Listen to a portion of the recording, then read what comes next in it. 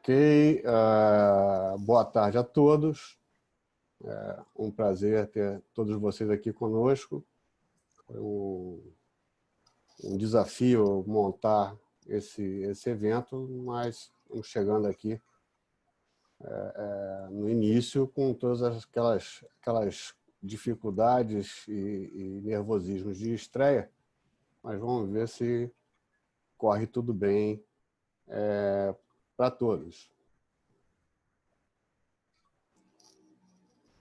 Eu queria começar antes de seguir com a programação propriamente dita, eu queria dar uma orientação a todos que estão ouvindo sobre a questão da tradução. Se vocês olharem na parte inferior da tela de vocês, no menu do Zoom, tem aí uma opção de interpretação, um ícone ali com globo, e ali vocês podem escolher em que língua vocês vão escutar, tem lá o inglês ou o português. Nós vamos ter tradução simultânea nas palestras que forem em inglês, e vocês vão poder acompanhar, então, todo o conteúdo ou em inglês ou em português, conforme a escolha de vocês. A plataforma oferece também uma outra opção, que é o quadro de perguntas e respostas, que eventualmente está aí como Q&A,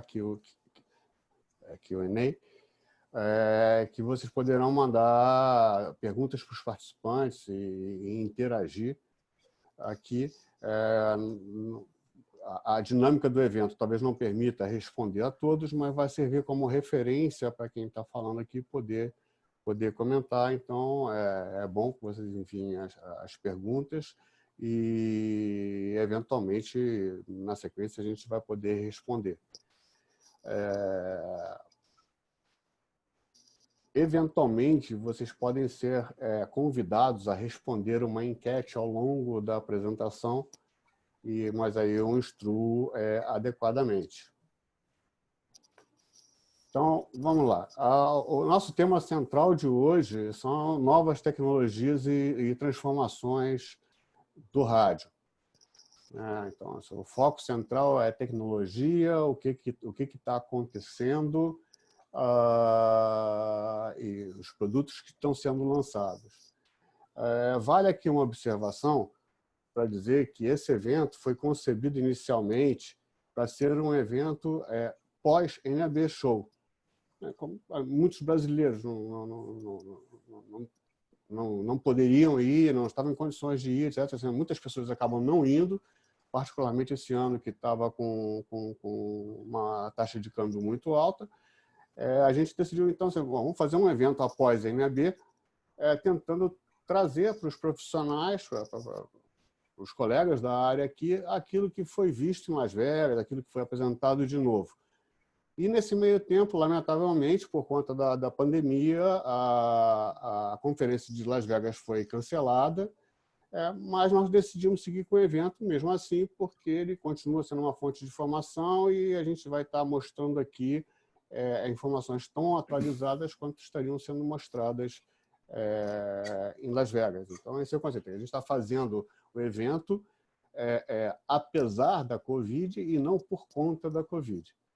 A nossa agenda de hoje é composta do seguinte: nós vamos ter uma palestra, uma hot session, uma palestra inicial do David Leyer, que é vice-presidente de engenharia avançada da NAB, conhece, obviamente, profundamente rádio e está em dia com tudo que acontece, inclusive com as próprias iniciativas de pesquisa da NAB, que ele pode comentar mais tarde. Enfim, nós faremos ele fará uma apresentação sobre tecnologias e as transformações do rádio. Nesse mesmo bloco, nós vamos ter a participação do Michel Micheleto, que é diretor executivo da Rádio Banda B, portal Banda B, e é também presidente da ERP, que muito nos apoiou nesse evento. E ele, após a fala do David, ele vai fazer alguns comentários aí dentro da nossa realidade brasileira e, eventualmente, dirigir uma das perguntas ao David para que a gente possa arrematar esse primeiro bloco. Na sequência, a gente entra no que a gente chamou de exposição virtual. São apresentações de fabricantes mostrando aquilo que eles estariam mostrando em Las Vegas. Quer dizer, o que tem de novo, o que tem de novidade, o que eles estão fazendo. E teremos basicamente 3 blocos. Um primeiro bloco voltado para o assunto de transmissão, que será conduzido pela Gates Air, pelo Antônio Satta. Depois faremos um pequeno intervalo de 5 minutos só para a gente se rearrumar. E, na sequência, então, é uma super apresentação do Jay Tyler, porque eu já vi aqui em off, aqui, e vai estar falando sobre plataformas IP para estúdio, né? O Jay Tyler da Wheatstone.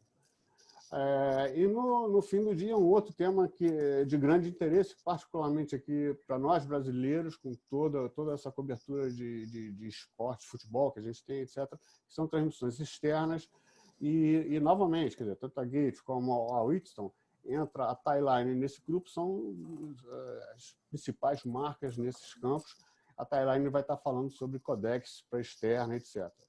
E no final dessa rodada, o nosso amigo sempre presente e vibrante aí, Eduardo Cappia, da EMC Solução e Telecomunicações, vai estar fazendo um comentário para a gente tentar fazer um fechamento dessa segunda parte, no que diz respeito de equipamentos e tal. Então, eu vou agora... antes disso, agradecer quem tá tornando esse evento viável, obviamente, além das pessoas que estão aqui participando.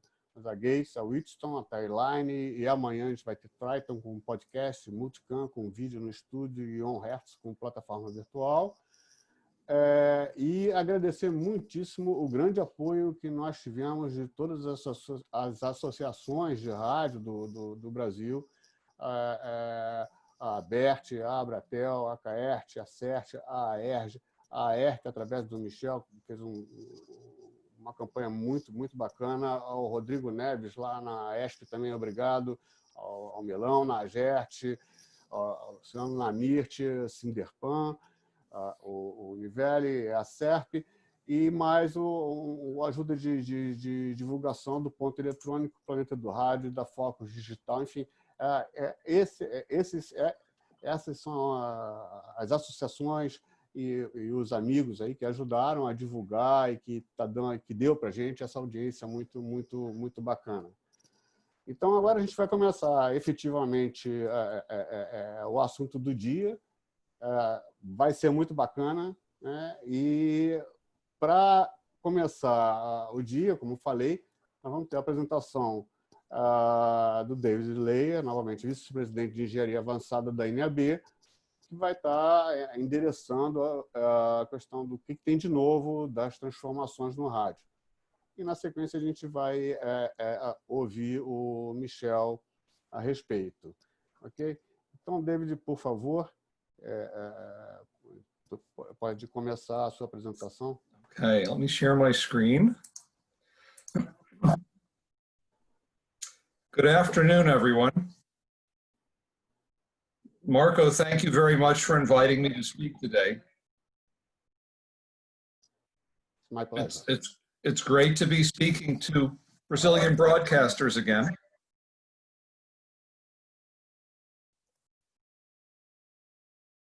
I had the pleasure of visiting Brazil last September and had a very good time presenting then.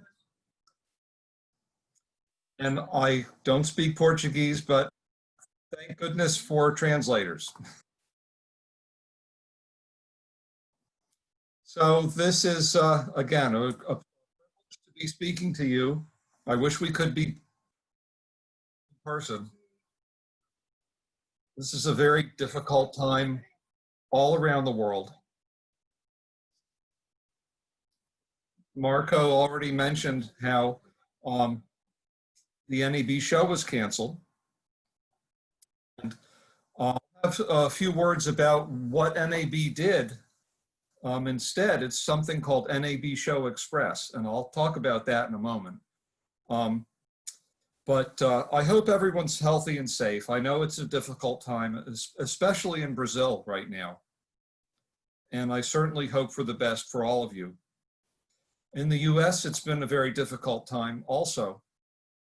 And the broadcasters have been challenged. A lot of broadcast companies have reduced their staff and reduced pay. It's been very difficult.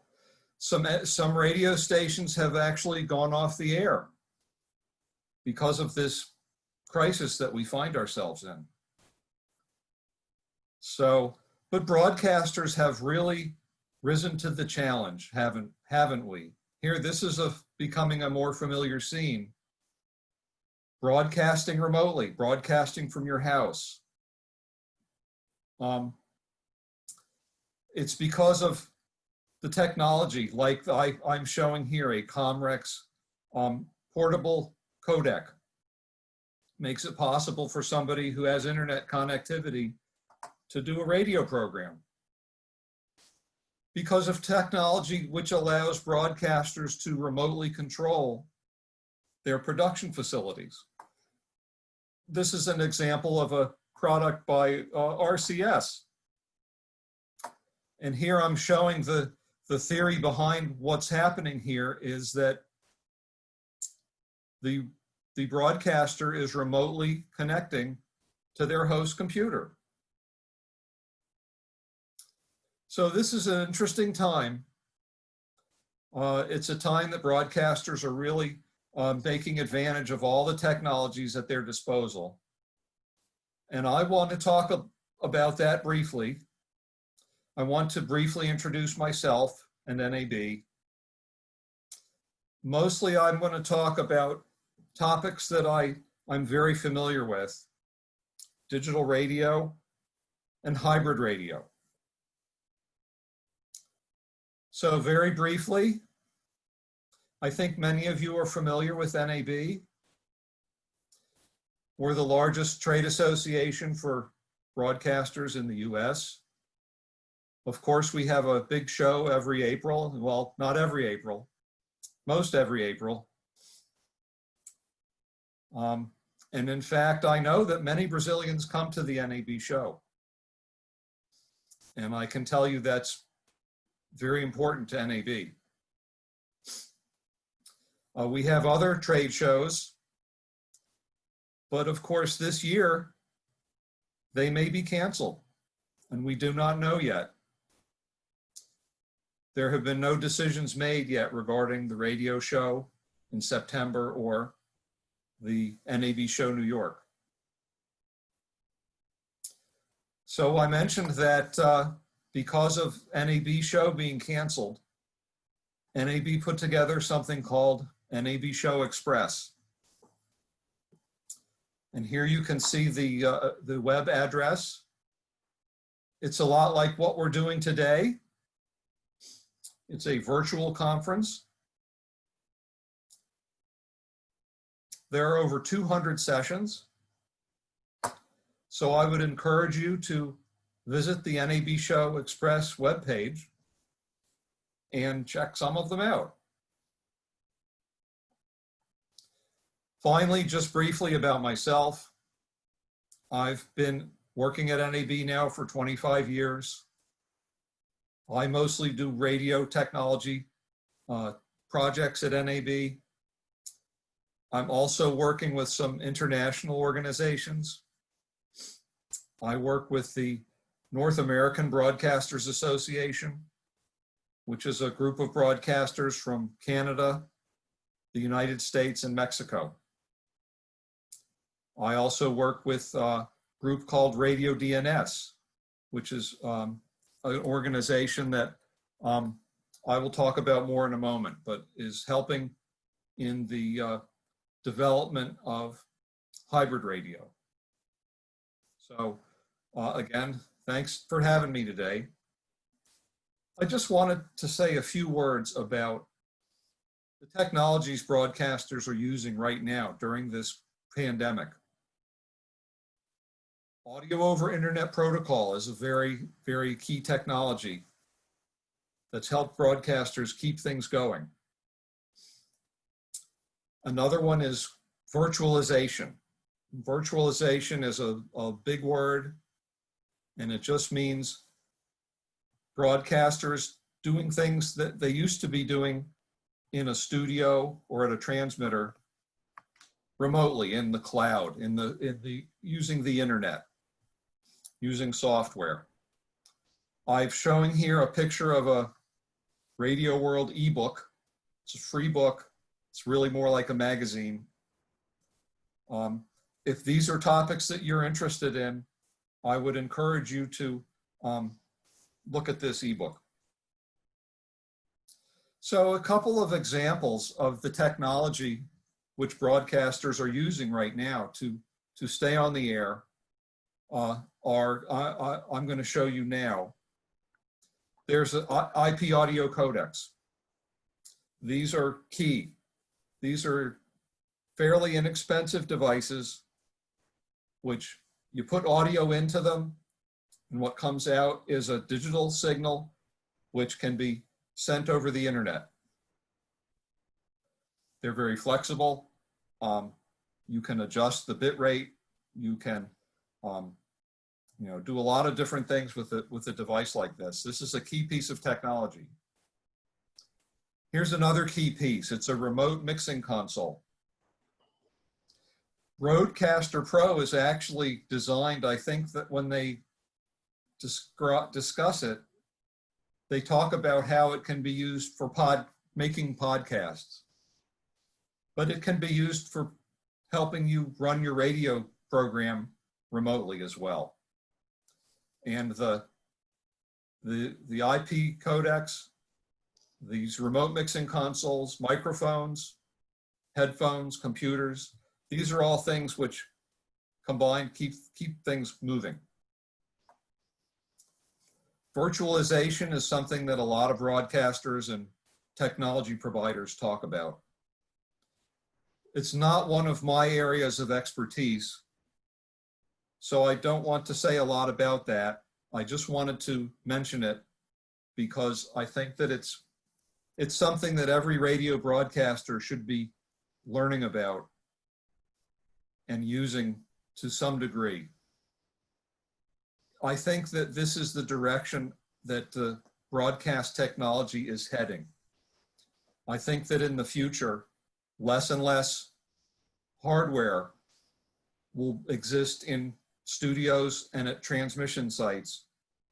And more it's going to be this functionality will be moved into the cloud, and it will all be software driven and require internet connectivity. So this is a very important area. And if this is not something that you think about now, I would encourage you to start thinking about it. That's all I wanted to say about this topic. I would encourage you to reach out to your vendors. I'm sure they'd love to help you accomplish virtualization, and I'm sure you're already doing that. So that's all I'll say about that. Marco, I'm just going to stop here briefly, and I just want to make sure that everything's working properly. Are you seeing my screen and you can hear me okay? Is everything good? Perfeitamente. Okay, because I don't hear anything anymore on my end, and I'm sure that I haven't lost everyone. So very good, I'll continue. Now this is a topic I know a lot more about. It's digital radio. This is something I've been working on for a long time. So I just wanted to provide Brazilian broadcasters with an update on where we stand with digital radio in North America.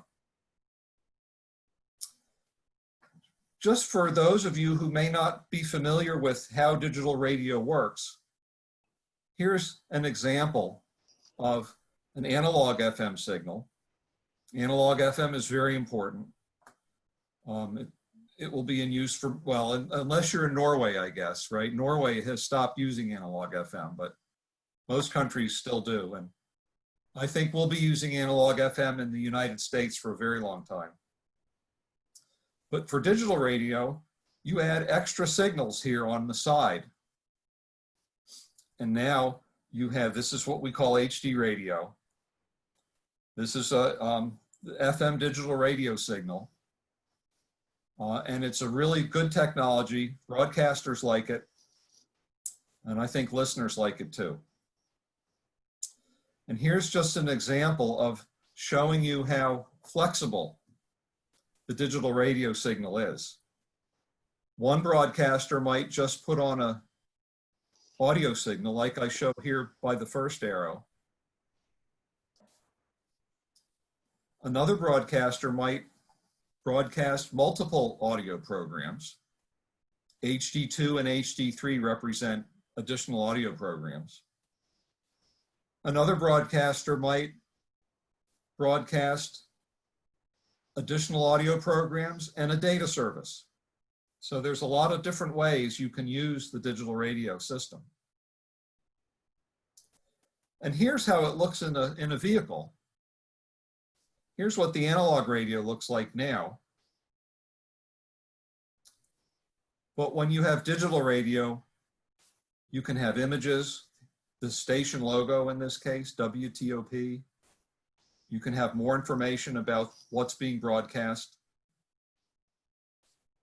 And what some broadcasters in the US are now doing is they're using the digital radio technology to create better advertising. And this is good. This means that they can get more money for their advertisements, which of course is very important. This is a very interesting example.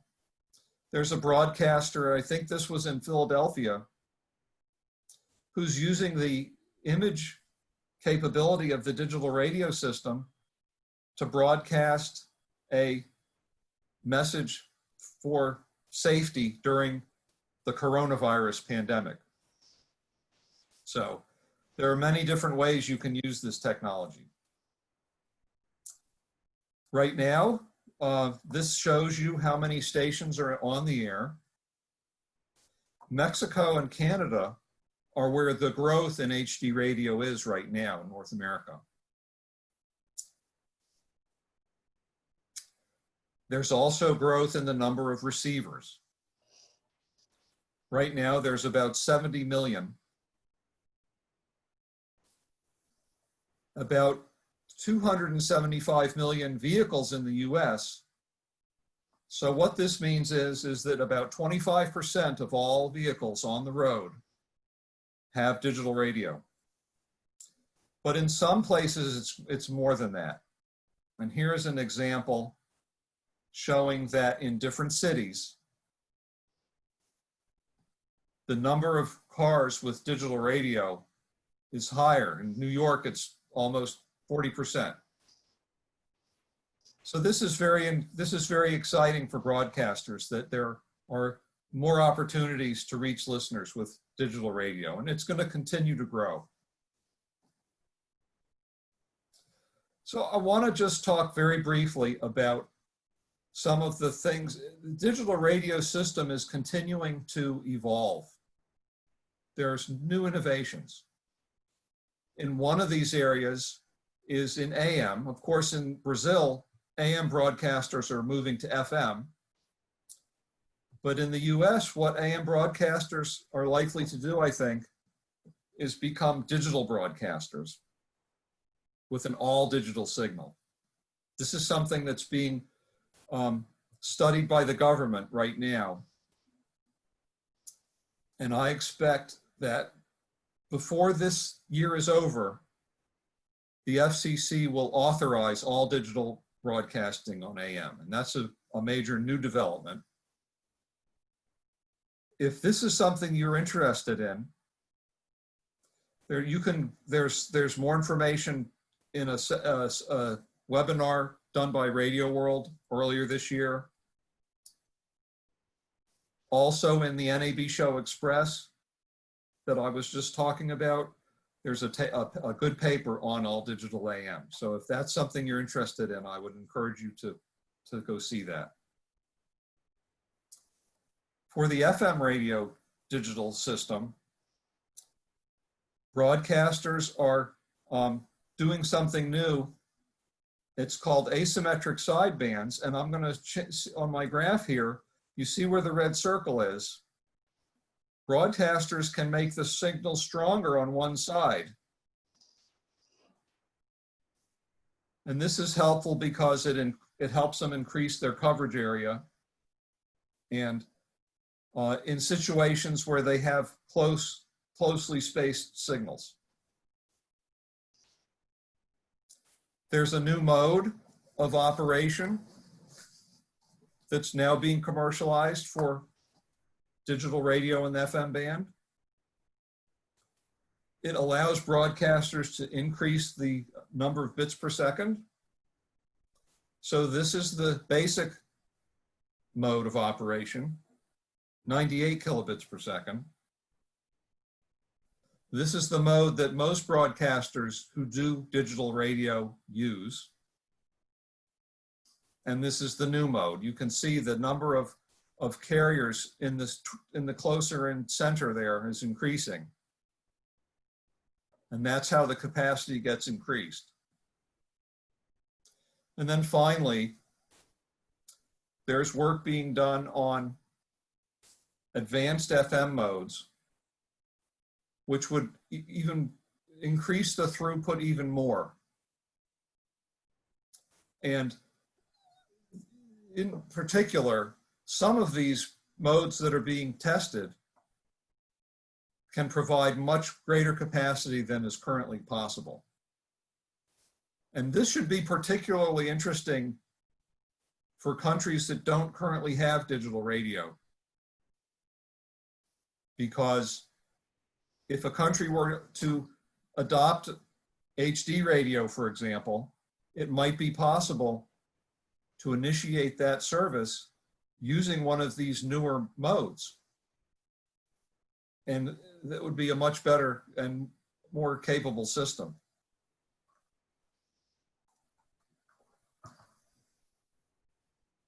So that's what I had to say about digital radio today.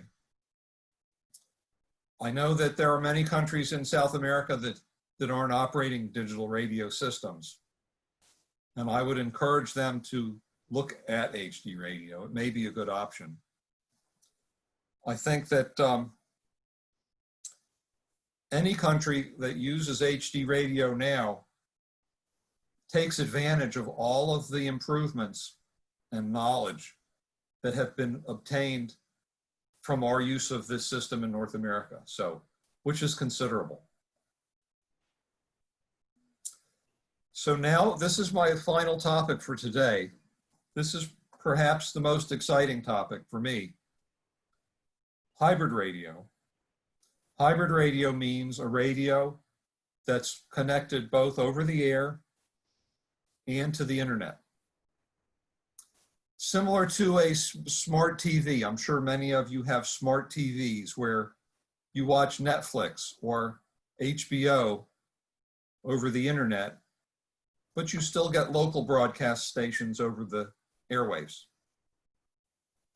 So this is something that's coming to radios.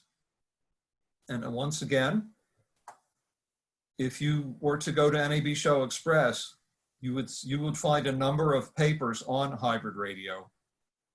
And this is actually one that I did. And I spend more time, I go into a little more detail about hybrid radio. So if that's something you're interested in, you should go to NAB Show Express. So one of the most interesting aspects of hybrid radio is the possibility to do what we call service following.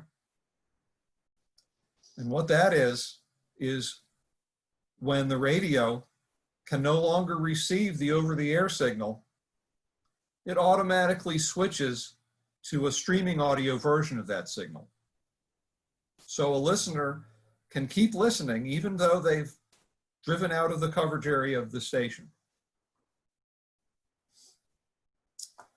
So that's one important and exciting aspect. Another one is the fact that now broadcasters can communicate. It's a two-way link. So broadcasters can obtain information on what listeners are listening to.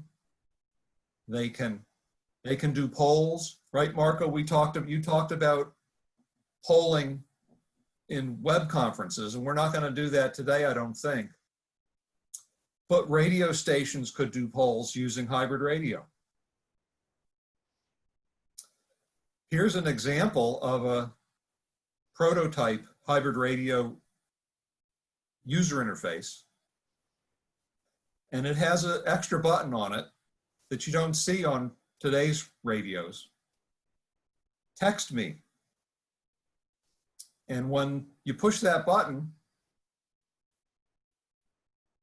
a text is sent to your smartphone so that if you wanted to capture the song title and artist of the song currently being played, you could do that. And this is just an example of the connectivity between the receiver and the listener. Here's an example of the type of data that a broadcaster can have access to for hybrid radio receivers. You can find out. This was a test done a couple of years ago now in Los Angeles using a hybrid radio, and the broadcasters could find out how many minutes, what percent of the time radio was being listened to, or satellite radio, or somebody was using their smartphone to stream audio perhaps. Now, Sirius XM satellite radio, they have already, they are deploying a hybrid radio system also. And this Sirius hybrid, the Sirius XM hybrid will provide listeners with the ability to access on-demand content, yesterday's radio show or a podcast, that sort of thing, something that's on demand. More channels, because now they're not just using the satellite channel, they're also using the internet. So there's more content. Because there's interactivity, there can be personalization.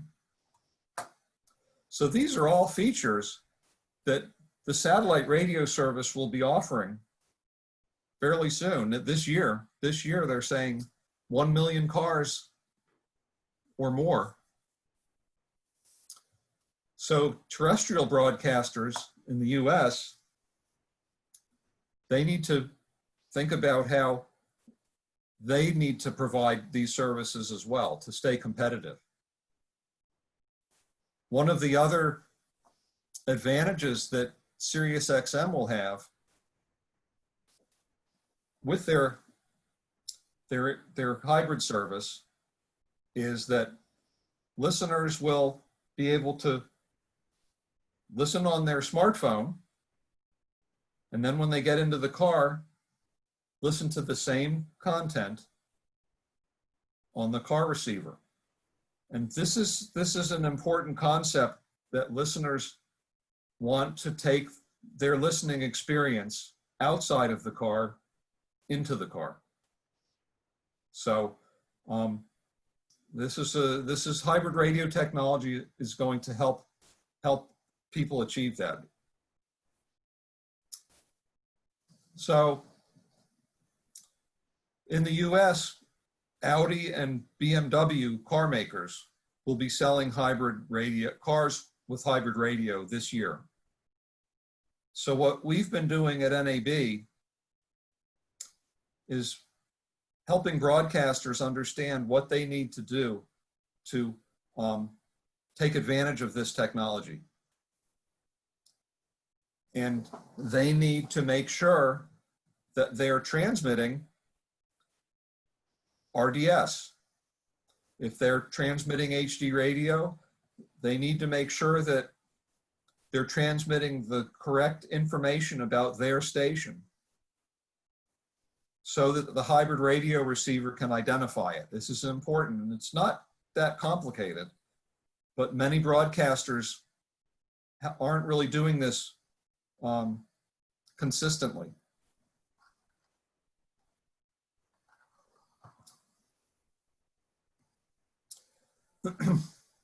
So it turns out there's a technology called radio DNS, which is Radio DNS is a nonprofit standard setting organization. And they are helping to enable hybrid radio. And I would encourage you to visit radiodns.org for more information about what that is. But just very briefly here, I'm going to show you how this works. When a broadcaster transmits their signal, they transmit certain information to the receiver, the RDS information. The receiver knows what the frequency of the station is. And in a hybrid radio, which is connected to the internet, that information can be sent to the radio DNS lookup, which is in the cloud. What gets sent back to the radio is information on where that radio can obtain more information about the station being listened to on the internet. And then there's that last piece, is that now the radio is connected to the radio station, both over the air and over the internet. So we are encouraging broadcasters to provide content for hybrid radios like song title and artist, album art. They can use service providers to do this if necessary. We're encouraging broadcasters to support streaming audio because, and I have a few final slides about streaming audio, which demonstrate how important streaming audio is for your younger listeners, to retain those younger listeners. In fact, I'm there. Let me go ahead and present that.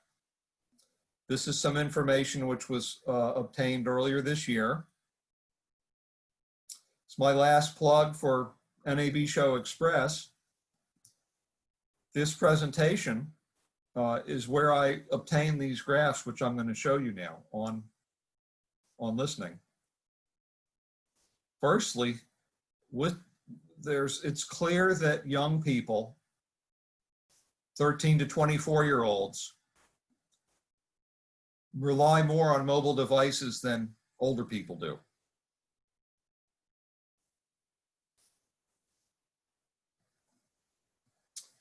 And it's also clear that the young people, is the blue here, it's 53% listen to streaming audio every day.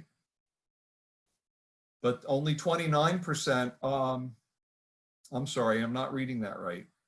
Only 29% of older people do streaming audio, but 53% of younger people do.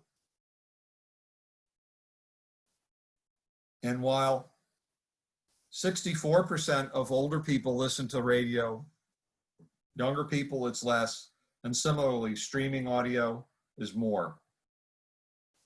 So it's clear that over time these trends will continue. And it's important to have that streaming audio available. And once it is available, it can be used in these hybrid radios so that listeners can be listening over the air and then it streams. Or they can be listening on their mobile devices. So they can take that listening behavior outside of the vehicle into the vehicle. So that's what I had to offer today. I think I'm pretty much on time. I want to thank you again for inviting me to speak today. Please stay safe. I know it's a very difficult time. Have a great week, and I'm more than happy to have you email me, reach out to me at any time, and I'll stop there, Marco.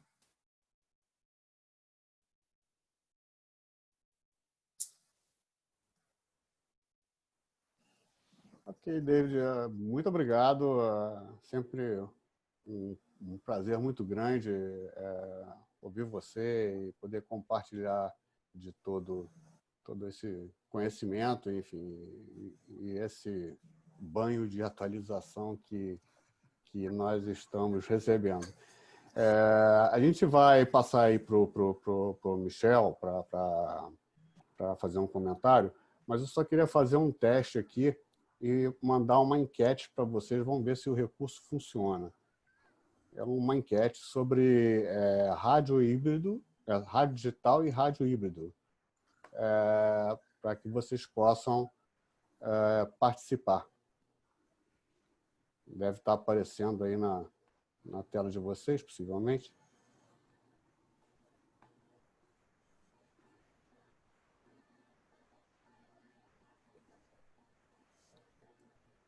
Ok, as pessoas estão respondendo. Ok. O Michel já está a postos aí. Eu já vou... Maravilha. Eu já vou mostrar aqui o resultado da nossa pequena enquete aí. As pessoas estão votando, metade já votou.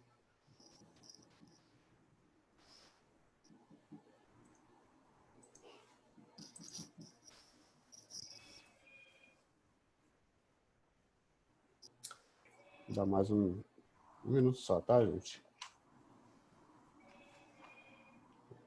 Ok, vou encerrar a enquete e vou compartilhar aqui o resultado. Vocês devem estar vendo aí agora, creio, né? Como você vê a possibilidade de implementar o rádio digital no Brasil? 50% acha que é prioritário para o rádio. 35% é importante, mas não é prioritário. 10% é interessante, mas não acredito que seja viável. E 4% não acha que o rádio digital seja relevante. No caso do rádio híbrido, né, a gente tem aí 70%, quase 80% de participação, fica aí entre fundamental e muito importante, né? Enfim, assim, a grande maioria aí apoia essa combinação de rádio e internet aí como alternativa. Então, acho que interrompi aqui, eu vou passar a palavra agora para o Michel, para que ele possa comentar e conversar eventualmente com o David. Marco, primeiro agradecer o convite, dizer para você que é uma honra estar aqui, não sou merecedor de tanto, mas eu agradeço de fundo no meu coração o convite em nome de todos os radiodifusores aqui do Paraná, da ERP. Muito obrigado aí pelo convite. Também agradecer ao David pela brilhante, como sempre, apresentação, ele que esteve aqui no nosso congresso, e dizer, David, que também é uma honra muito grande participar desse painel contigo, mas você faz 2 anos que você me tirou o sono. Eu vou explicar por quê. Quando num café da manhã que teve em Las Vegas, no ano de 2018, você pronunciou uma frase que, na verdade, ela não sai da minha cabeça. E que uma das formas de preparo do meio rádio é o rádio parecer tão bom como parece. Essa frase ficou batendo e bate até hoje na minha cabeça, porque eu acredito que eu tenho entendido o que você tenha colocado. Nós temos um trabalho tão importante, principalmente aí também, aqui, e nós somos tão bons, mas eu penso que às vezes a gente esquece de cuidar um pouco dessa aparência. Então, nós precisamos cuidar dessa aparência do rádio, aproveitando, como você colocou muito bem, todos os recursos disponibilizados pelos novos receptores, enfim, pelo rádio digital, mas principalmente que estão disponíveis aí na maioria dos veículos. Então, a primeira pergunta, eu tenho 3 só para te fazer, é que conselho você daria para nós brasileiros, para que nós possamos, com eficiência, cuidar da aparência do rádio?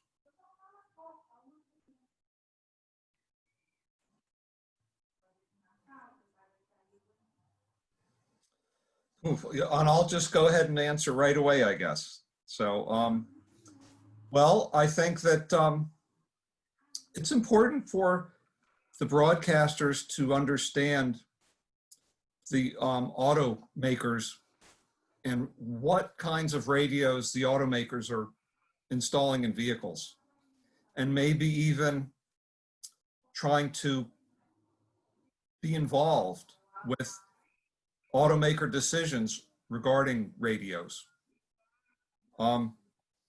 Because the features that I'm talking about are, in the US, I talk about automakers a lot because so much radio listening is done in cars in the US. In Brazil, I don't know if maybe more listening is done in the home or on smartphones, perhaps. So I think that, I guess, just what I'm trying to say is it's important to understand what's going on with receivers and to try and be involved in making sure the receivers are capable and that they can do, if you have a digital radio system, that the receivers support the features of that system.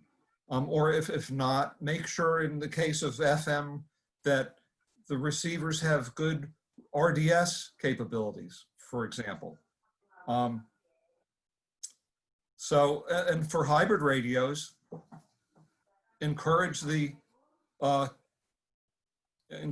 use of hybrid radios, encourage the manufacturers to build them, and then encourage the broadcasters to provide the content. And this will help broadcasters stay competitive and maintain their leadership position in media, I think. Uhum. Ok. E ainda colocando um pouco sobre essa questão do rádio, do rádio híbrido, como é que está esse processo nos Estados Unidos? Você colocou, como é que foi, me preocupa assim, a recepção das montadoras? Porque eu penso que eles, embora existe pesquisa que o rádio tem uma certa importância, né, na escolha de um veículo, mas o negócio deles é veículo. O nosso negócio é rádio. Vocês conseguiram encontrar vamos dizer assim, uma plataforma padrão para trabalhar isso, para que esse custo fosse de uma forma tranquila para eles?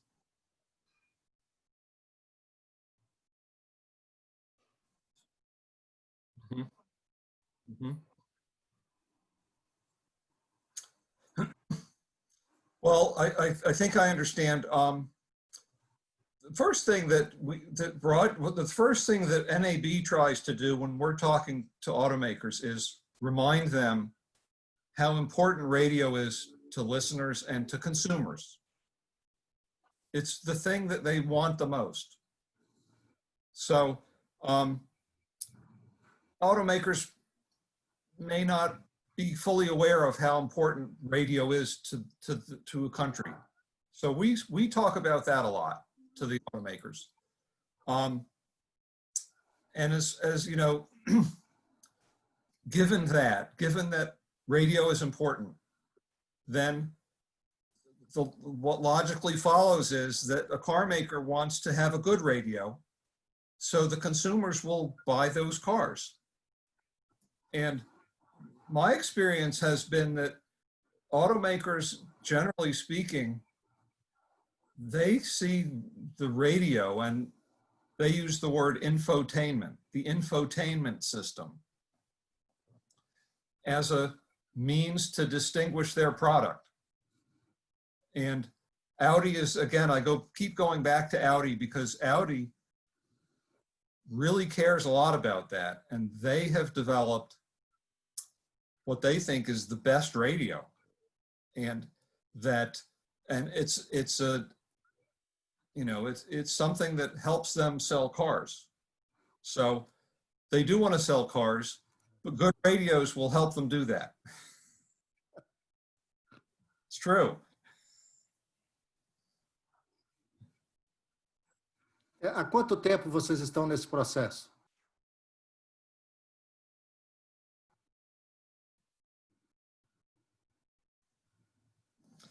I mean, how long has NAB been reaching out to automakers? I think that's what you're asking. It's been a couple of years now. It's something else we've learned too, and I think you may know this. It takes a very long time for a car maker to make a change. So they may decide today, we want to do this to our car. And then, you know, when that finally happens is like 2 years later. So we've been engaging for a couple of years now, and because our radio broadcasters are on the NAB's board of directors basically demanded it. They were concerned about how many new services were being offered in the vehicle. And they came to NAB because it's our job, make sure radio stays #1. So it's been a couple years, and from now on, it will never end because we're in a new world. It's, you know, what about autonomous vehicles? Sim. And then everybody's a passenger. Ok. So I hope I answered your question. É só para finalizar, a gente tem uma preocupação aqui no Brasil, acredito que aí também, que é popularizar o rádio, né? Eu fico pensando como popularizar o rádio híbrido e, para finalizar isso também, qual é o papel, na sua opinião, das rádios, tanto nesse processo de implantação e também de ampliação, na verdade, de oferta?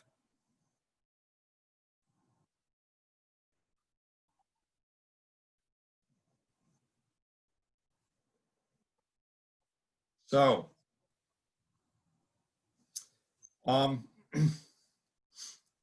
it's often said that content is king.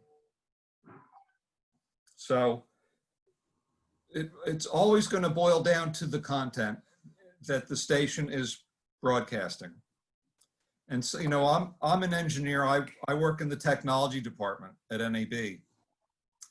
And people often come to the technology people, to the engineers, and say, here, make this new thing, and that will make us popular. But it will help, but it boils down to the content. It's got to be good content. And in the US, I think what US broadcasters believe is that radio's strength is in what we call localism, connecting to your local community. And this is what other services aren't nowhere near as good at as radio broadcasters. Excuse me. So local content that is entertaining or extra informative, it's always going to come down to that. But with the hybrid technology in particular, broadcasters have an opportunity to develop on-demand content. Maybe their morning show is very popular. So broadcasters can make the morning show available all day long. Because of the hybrid radio, you can go to the on-demand screen and say, I want to hear the morning show, please, and even though it's lunchtime. And of course, something I didn't talk about today, but is a topic that's very important for radio broadcasters right now is podcasting. And podcasting is on-demand content. It's become a thing. And you may have heard of National Public Radio, NPR, in the US, the public broadcaster. Podcasting is becoming very important to NPR. They believe that more revenue will be generated from podcasting in 2020 than from their over-the-air offerings. Now that prediction was made before we had the coronavirus pandemic. And the coronavirus pandemic has changed listening behaviors. So that may no longer be the case. But I guess just to sum up, my thoughts on your question are, number one is localism and good content and on-demand. Good, intelligent use of on-demand functionality. Something new. It's something that you can draw listeners in with, I think.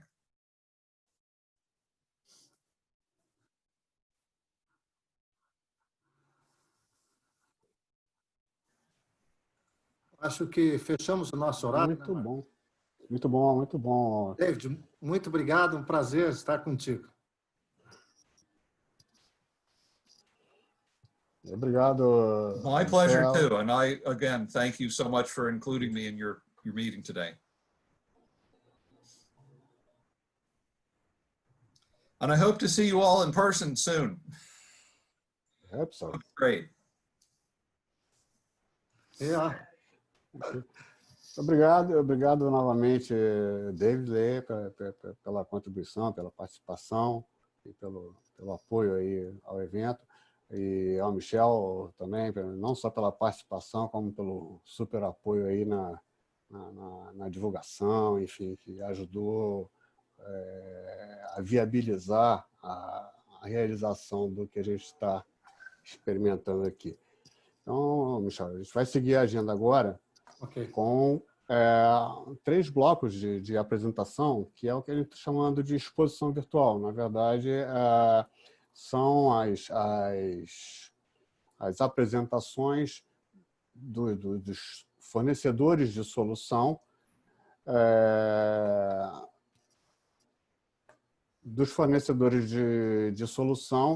que é o que eles estariam fazendo na NAB, vão estar fazendo aqui ao vivo para a gente agora. E vai estar participando desse bloco agora, a participação é da Gates Air, e quem vai estar apresentando é o Antônio Satta, que é o representante agora de vendas da Gates Air no Brasil. Além da distribuição da Focus, o Antônio agora está atuando diretamente para a Gates Air no Brasil e vai apresentar, falar para a gente sobre transmissão e outros equipamentos. Correto, Antônio? Obrigado, Marco. Obrigado a todos.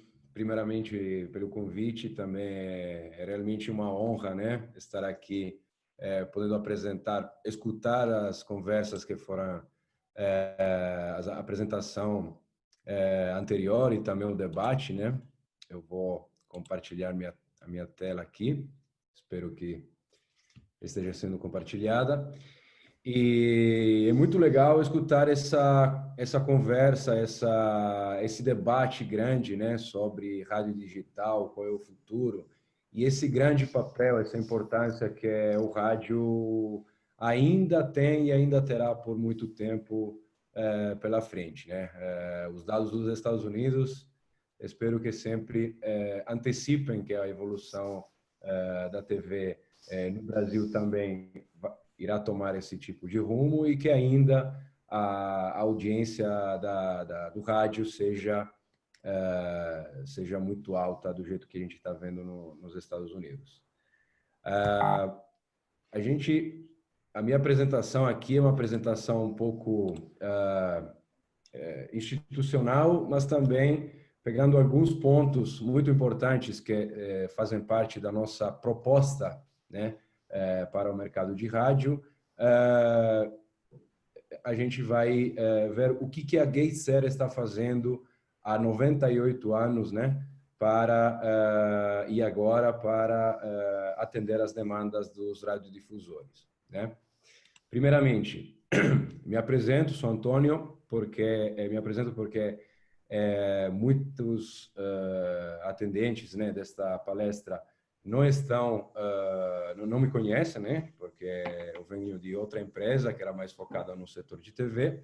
Claramente, a ideia, o cronograma, o programa era de conhecer todos vocês ou reencontrar os parceiros que já conheço lá na NAB. Isso não foi possível, será para o ano que vem, e espero que todo mundo esteja com saúde e continue assim.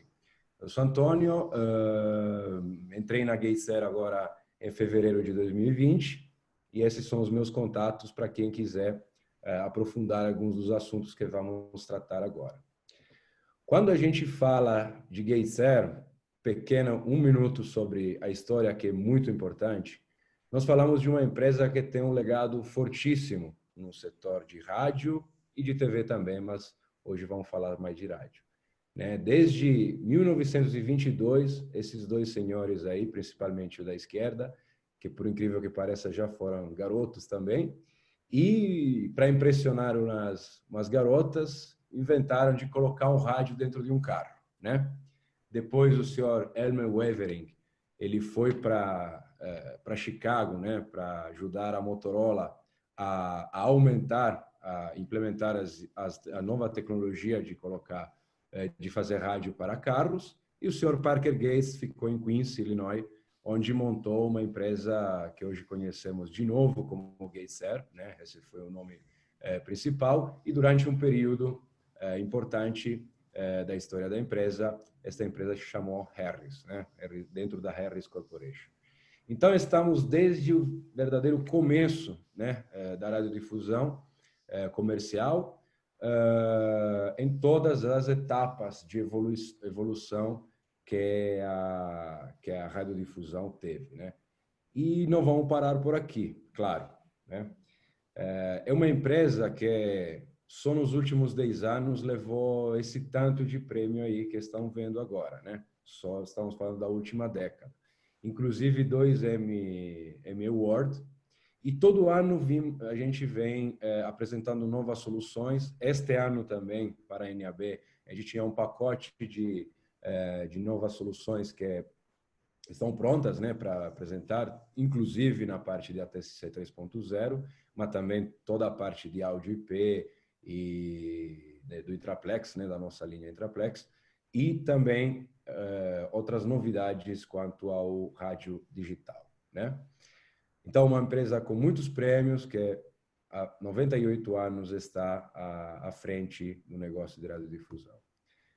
E onde tudo isso acontece é na nossa fábrica principal. Nós temos hoje 2 fábricas, uma na Itália e uma nos Estados Unidos, fora o headquarter, que é Mason, na maior fábrica de transmissores do mundo, né? Situada em Quincy, Illinois, onde nós temos peças de reposição de transmissores lá de 1970, né? Então, muita coisa, um controle de qualidade muito eficiente.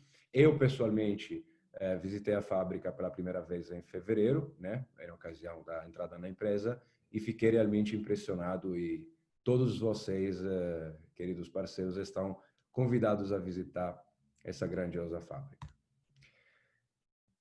Linha de produtos de rádio, a parte de transmissão, a GateSer oferece uma linha extremamente variada e extremamente apta a cobrir todas as necessidades, inclusive de qualquer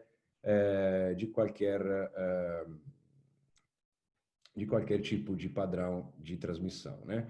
Aqui nesta tela temos toda a linha flexiva, desde a baixíssima potência, uma linha, digamos assim, cost effective, né? Eu chamaria ela de low cost, que pode passar uma informação errada. É uma linha que tem um preço bom, mas também tem muita qualidade embutida, a linha LX, para baixa potência, até 1 kW. A gente tem toda a linha flexiva compacta, né, para low power, até 3 kW. E depois temos tanto os transmissores da linha FAX, que são refrigerados a ar, quanto os da linha FLX, que são refrigerados a líquido, né? Isso de potências de 5 kW até 80 kW. Depois, esse é um desenvolvimento feito na Itália e levado agora à produção pela Gates diretamente. Toda a parte de DAB, né, Digital Audio Broadcasting, que é da família Maxiva, ou seja, compartilha bastante recursos com a linha de transmissores de TV, né?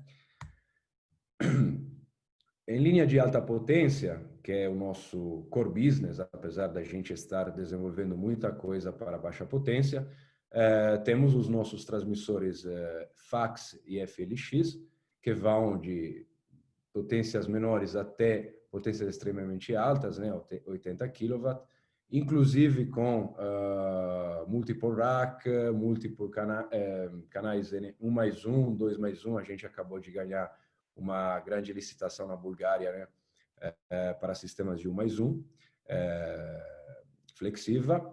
E, como podem ver, todos os transmissores utilizam uma estrutura modular, né? Ou seja, eu posso tanto expandir quanto ter as mesmas peças e os mesmos componentes para diferentes tamanhos de transmissor e tamanhos de necessidade, né? E a Gates, ela entra com um grande conceito de querer ser a empresa que entrega para o seu cliente, que é um cliente, né, que sabe o que está comprando, o melhor TCO, ou seja, Total Cost of Ownership, o melhor custo da propriedade ao longo da vida útil, né? A gente às vezes erra muito, desconsidera o fato que o custo de um transmissor não é só o seu custo de compra, né? A gente investe menos em planejamento e não vai considerar frete, instalação, treinamento, operação, upgrade, que é muito importante, sobretudo nesse momento de, talvez, definição de um futuro padrão de rádio, reparos e o descarte. Todas essas fases, a partir do planejamento até o descarte do transmissor, espera-se 15, 20 anos, né? Se for Gates, com certeza, elas têm um custo relacionado, né? E esse custo não pode ser desconsiderado. Então, às vezes, a gente quer entrar e vai fazer o máximo esforço para ter o melhor preço de aquisição, de compra e financiamento do transmissor, mas nós, com certeza, hoje em dia, temos o melhor custo de TCO. Se a gente vê Gates e um outro fabricante, esta foi uma simulação feita para um cliente, então é uma coisa verdadeira, a gente pode notar que é verdade, às vezes, que a gente tem uma diferença aqui no custo de aquisição, mas depois, ao longo da vida útil, a área desse gráfico aqui, com certeza a área vermelha é menor do que a área amarela. Isso é um ponto fundamental que a gente tem que considerar quando adquire um transmissor, faz um investimento. Como um carro, mesma coisa. E por que a gente tem tudo isso? Porque o nosso primeiro conceito, a primeira coisa que eu queria apresentar para vocês é quanto é importante a redundância, né?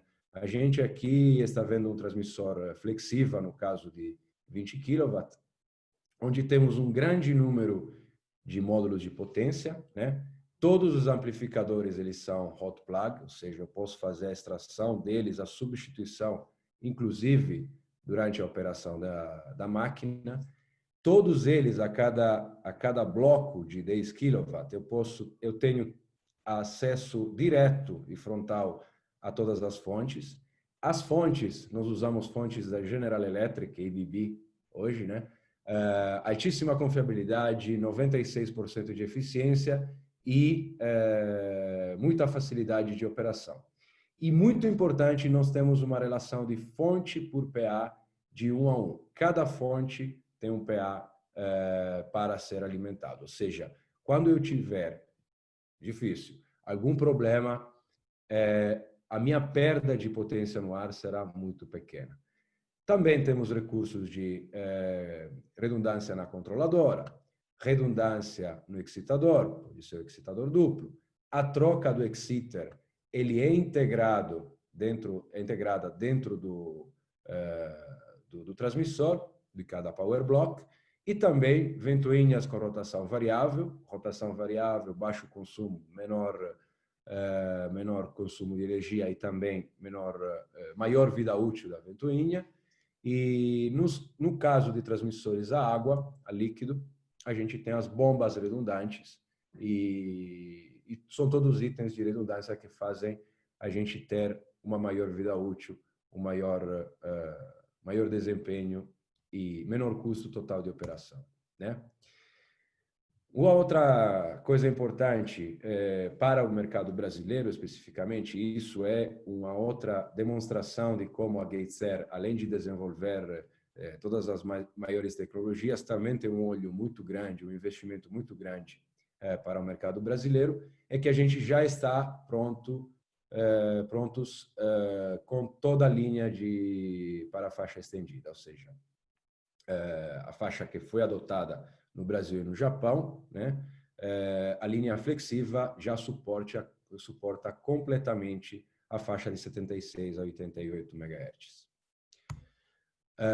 Quando se fala em rádio digital, foi muito bacana, foi excelente a fala do David Layer e depois o debate sucessivo. A gente fala de eficiência de custo, né? Entre FM, por exemplo, DAB, DRM e HD Radio.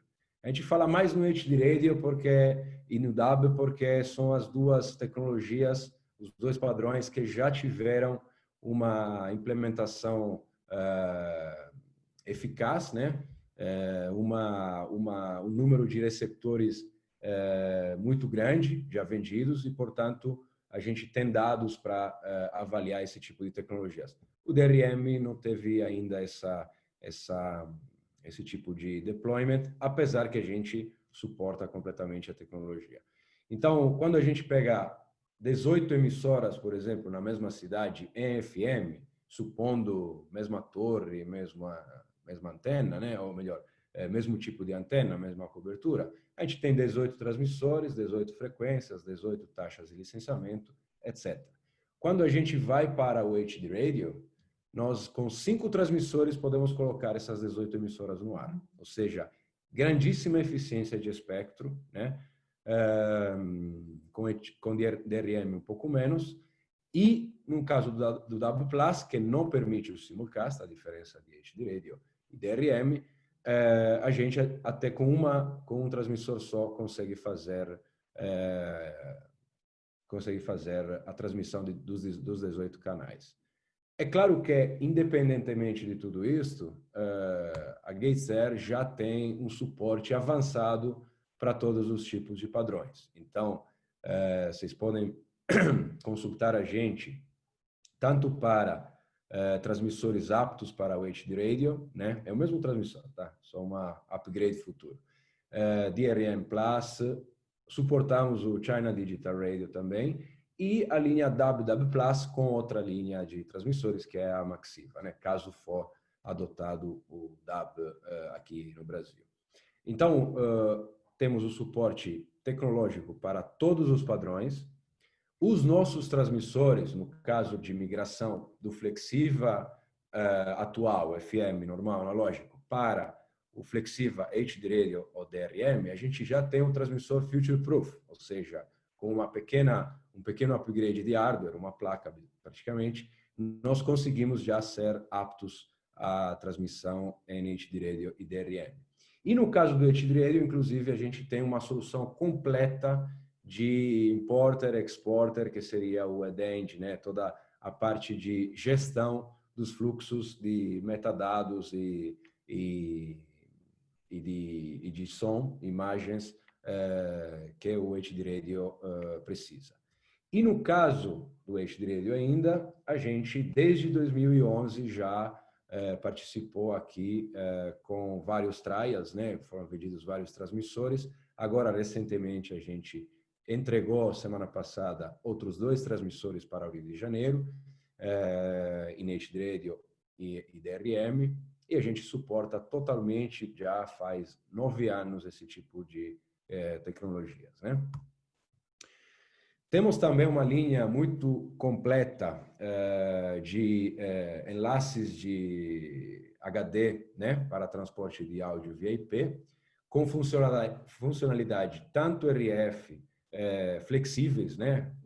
Eu posso modular a largura de banda, posso modular a potência, ter mais e maiores aplicações, né, com os nossos com a nossa linha Intraplex, mas também tenho funções de modem. Então, consigo transportar dados de uma forma mais flexível e robusta, né, do que pegar um outro tipo de link. Então, a gente tem toda uma linha de produtos para esse tipo de aplicações. Um pequeno ponto importante: a gente está fazendo hoje uma apresentação muito rápida e sucinta do tanto que a gente teria para falar.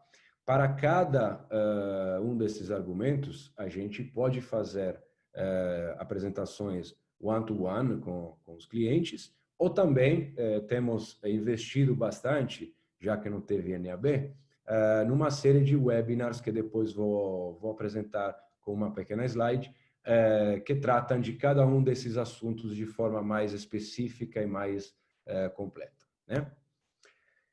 Um assunto que eu gosto particularmente muito e que acho que poderia ser uma aplicação para o mercado de FM imediata já no Brasil é a questão do SFN, né? A gente tem uma solução completa, tanto de transmissão quanto de transporte e de sincronização, porque em caso de SFN a gente precisa sincronizar através do GPS os nossos transmissores. A gente tem uma solução completa para transmissão em rede de frequência única, tanto para o FM quanto para a parte de rádio digital, então future proof. O que eu vou fazer no FM com essas redes de frequência única? Colocar 2 transmissores na mesma frequência. Eu posso completar a cobertura, né? Tem emissoras que não têm uma cobertura completa dentro do próprio contorno protegido, né? Então, colocar os gap fillers, como se faz no segmento de TV, também em FM analógico. Ou se não, posso também fazer projetos inteiros de SFN, ou seja, a chamada radioestrada, né, como a Rádio Dutra. Quando vamos passar para o digital, qualquer que seja, repito, a tecnologia escolhida, a gente com esse SFN pode fazer coisas até melhores, ou seja, segmentar a recepção e as áreas, né, de interesse, ou seja, no bairro, digamos assim, do Palmeiras, vou transmitir o jogo do Palmeiras, no bairro, na Zona Leste, por exemplo, vou transmitir o jogo do Corinthians, né, para ter uma ideia.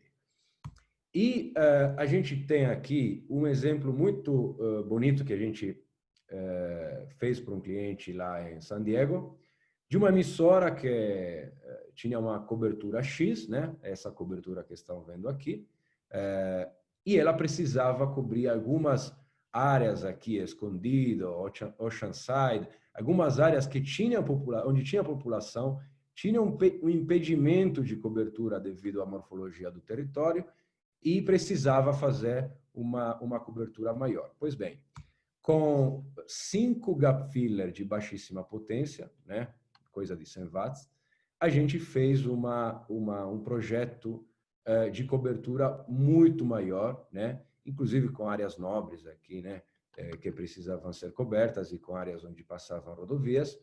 E esta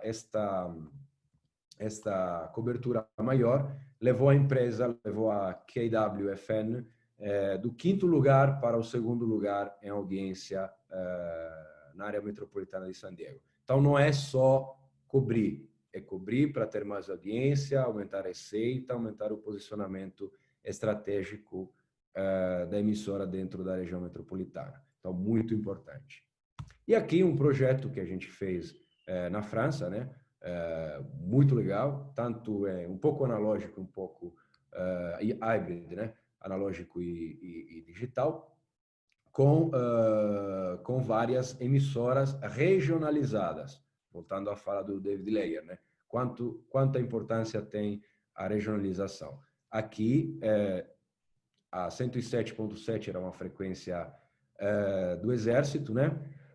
E ela foi dedicada a fazer esse projeto de radioestrada. Então, todo o território francês, ele é coberto por transmissores que tem várias emissoras, dependendo da região, e também, inclusive, as emissoras têm uma própria identidade, tanto de música, o jeito que eles dão a notícia, que tipo de música, né? Porque no sul da França gostam de uma música diferente que no norte, etc. Então, muito importante esse tipo de solução, e a Gateser, claro, entregou a solução completa para esse tipo de projeto. E também a gente quer inovar aqui no Brasil, estamos investindo muito, né? Não somente em recursos humanos, a gente tem uma parceria forte com a Focus e queremos fortalecê-la ainda mais, para quatro pilares, né, de serviço, né? Primeiramente, o suporte. A gente está potenciando, inclusive, com a Focus, toda a parte de laboratório, reparos no Brasil, né? Não mais só substituição de peças. As nossas peças, hoje em dia, quando se pega uma fonte da General Electric, ela é disponível de forma ampla, né, no mercado brasileiro, inclusive de forma capilar, né? Alguém de Porto Alegre não precisa comprar a fonte nos Estados Unidos e tampouco em São Paulo. Essa fonte aí é encontrada também no mercado secundário, digamos, né? A gente quer oferecer uma gama de serviços financeiros, né? Para projetos maiores, temos condições de fazer um financiamento de fábrica direto, né? A condições muito especiais com juros lá de fora. E também, junto à Focus, temos soluções brasileiras, né? Desenvolve em São Paulo, HPE, etc. Também estamos à disposição, vou compartilhar depois de novo os contatos para eventuais planejamentos e consultorias técnicas, né? Projetos de mancha de cobertura, acompanhar vocês nesse tipo de solução, de serviço. E também, junto sempre com a Focus, a gente tem toda uma solução, toda uma gama de soluções turnkey, tanto para instalação de sistemas de antena, instalação, comissionamento, etc. Né? Voltando ao assunto dos webinars, claro que aqui a gente tem pouco tempo para apresentar, né? Para tanto argumento, né? Tanta coisa que a gente poderia comentar. A gente investiu bastante nessa plataforma de webinar, né? Que está disponível tanto live quanto em on-demand na plataforma da Gateser, né? Através do Microsoft Meet, ou também a gente pode assistir mais tarde no nosso canal do YouTube. Aqui vocês têm tanto o link para o Virtual Event, tanto o link do nosso canal do YouTube, né? Só para a rádio, a gente fez 8 webinars, dos quais 7 que já estão disponíveis na plataforma do YouTube, né, e no nosso site. As slides também estão disponíveis, né? E um que vai ser amanhã, que é muito legal, porque inclusive faz parte dos assuntos que foram comentados hoje, né? Junto com o Greenhut da Experi, amanhã às 11 de manhã, horário americano, então aqui, se não falha, às 10 da manhã. Então não tem conflito com o WEBNAB, podem assistir à vontade. E o tópico de amanhã é The Digital Revolution is Here, né? O que tem o HD Radio para entregar para vocês. Vai ser uma palestra de 1 hora, muito legal, podem assistir. Mas também temos outras palestras, né? Esta aqui, do Ted Lance, foi a primeira, né, de sistemas de transmissão de rádio de próxima geração. Muita redundância, ele vai entrar no detalhe, né, de por que os nossos transmissores são tão bons. Tem uma palestra, 2 palestras legais sobre Intraplex, toda a parte de distribuição de áudio IP, toda a parte de contribuição, casos de uso, né, de alguns clientes, o que eles fizeram, como melhoraram na própria distribuição. Tem uma palestra muito interessante sobre DAB, então toda a parte de Digital Audio Broadcasting, que é o outro padrão que já teve um deployment comercial de sucesso, né, sobretudo lá na Europa. E também a palestra do Richard Redmond, que é o nosso presidente international, sobre SFN, também muito interessante.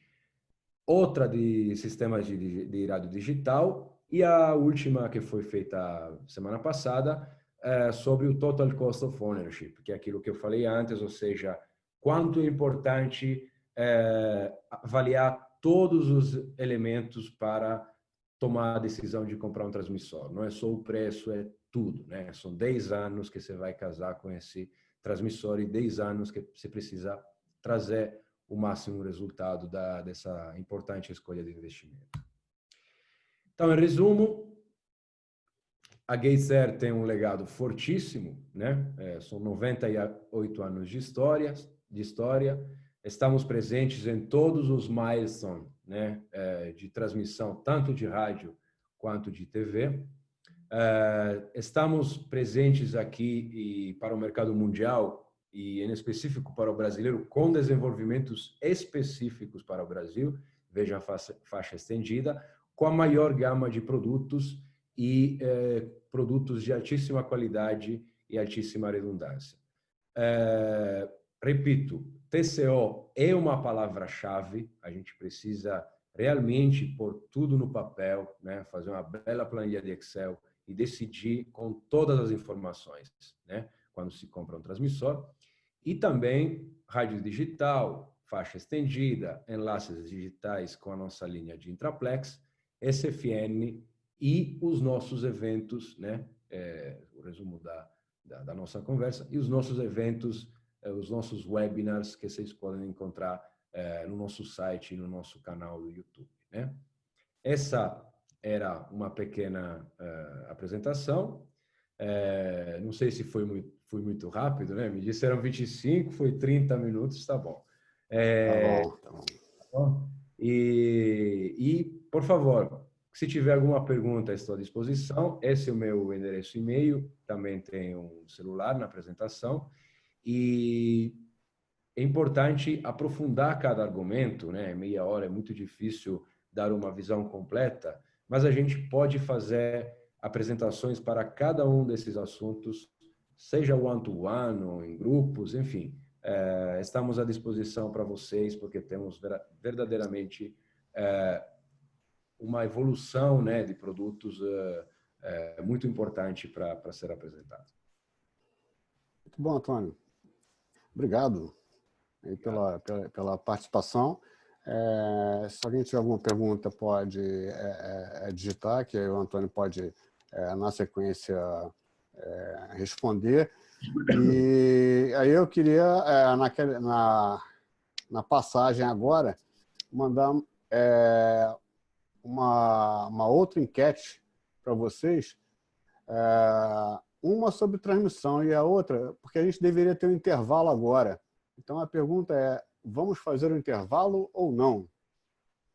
Estou aguardando aí a participação de vocês.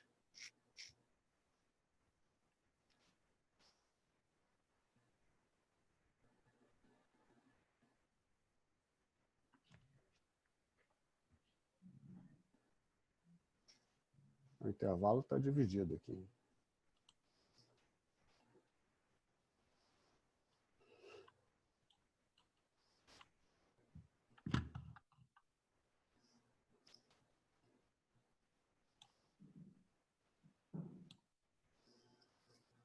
Ok, metade do pessoal votou. Vou encerrar aqui então, ok, pessoal?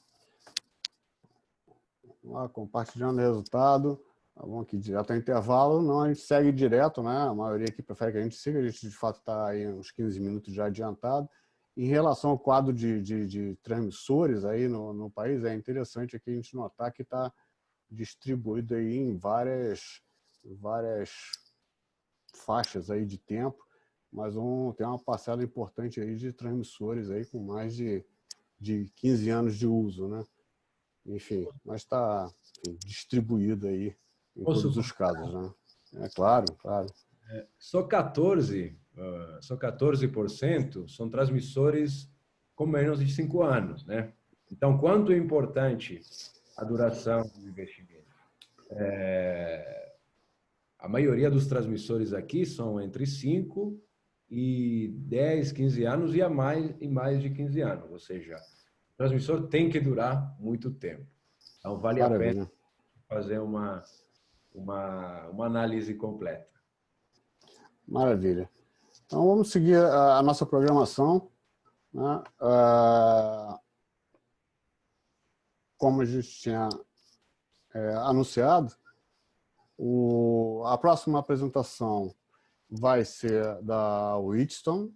O Jay Tyler vai apresentar, na verdade, vai fazer um show até onde eu sei aqui, aí com...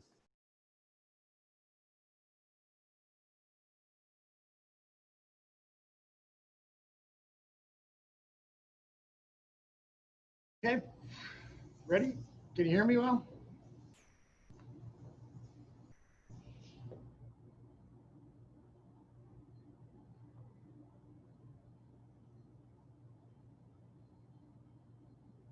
Hello, is everything okay? Everybody can hear me all good out there? Great. I'm Jay Tyler with Wheatstone Corporation. Wheatstone Corporation has been in business for 46 years. I've been part of the sales organization here at Wheatstone for 24 years. I want to let you know that I miss you all in Brazil. I think I've been to Brazil 15 times in the last 10 years.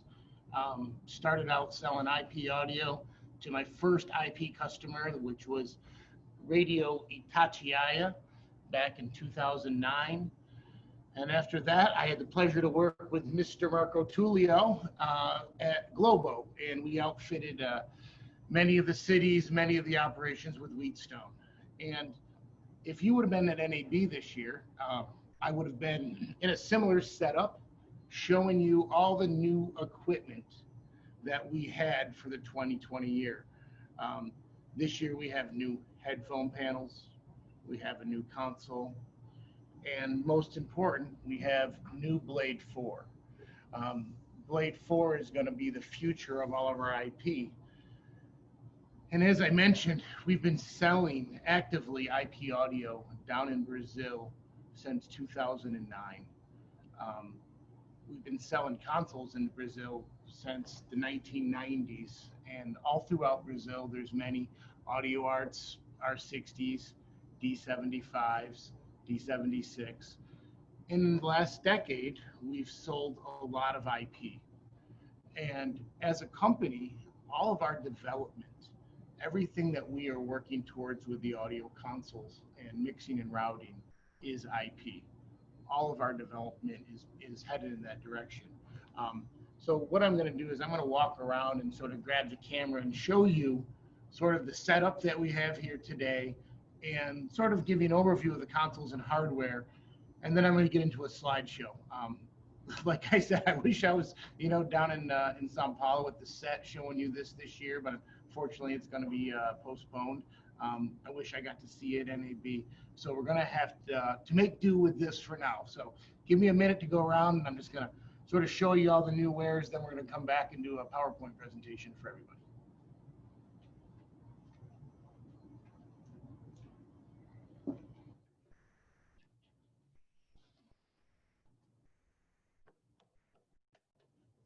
Reference here.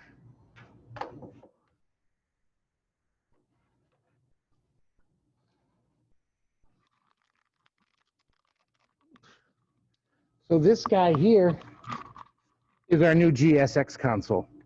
As you can see, super slim, just tabletop mount here. We did a really good job on the ergonomics of this, multicolor LEDs, nice low profile knobs. This will be something new here. We actually put a Q speaker in the board this time. It's our first console with an internal Q speaker. This guy can get a nice monitor for metering. Many people in Brazil think of Wheatstone as a radio company. We do sell large format television consoles, and this is our IP64 here. As I mentioned to Mr. Túlio, I'm a showman, so one of the things we really wanted to do was show you our equipment. And here is our blade, our first blade we ever made down there with the green display. And then we moved up to the squigglies. And now we are in 2020 with this beautiful guy. And this is the new front panel of the Wheatstone blade. And they do a lot of stuff. I can't wait to tell you about it here in a little while. Next over here is Strata. This is a new TV board that we made. We've been really busy, and all of this stuff is IP based. The Strata here, you've got 5.1. We've got auxes, mix minus, bus minus, layers. We can mix 64 channels in this little package here. I can show you around the back. We get two cables. We got redundant power and we got redundant Ethernet cables. And I think you guys are really gonna like the redundancy on Blade 4. Here's a rack of blades here. And then the stage box. Now, this stage box could be for WheatNet IP users, radio or television. So we've got 16 line inputs. We've got another 16 here, which can be mic or line. We've got digital inputs. We've got digital outputs, GPI, GPO, and then we've also got logic, network connections here and logic. So you'll see a lot of the stuff that we're doing these days is geared towards redundancy. We've been building a lot of radio and TV stations for several years, and now what we're really working on is the redundancy aspect of that. So let me get this guy set up. I'm going to come back and we're going to do a quick slideshow, show you all the new features. Oh, I almost forgot this. Sorry. For you little audio arch users or anything, sometimes you just need a simple little headphone jack. Under the audio arts for 2020 would have been this little headphone amplifier. I can maybe show you the bottom here. We've got a USB power. There's audio in, there's audio out, and then there's also a GPI, GPO. Depending on your mixer, you can use these little set buttons, could be a cough or a little talk back. We just give you a little closure out of there. So you've got the big jack, you got the mini jack, simple volume pot, great little headphone amp. These things sell for about $200 US, and we'll be shipping these next month. Just great little tabletop package. Here's an empty little clamshell of this. And hopefully for you guys that have been to NAB or to the SET show, you're enjoying the little J show here, because I really missed not going to NAB this year.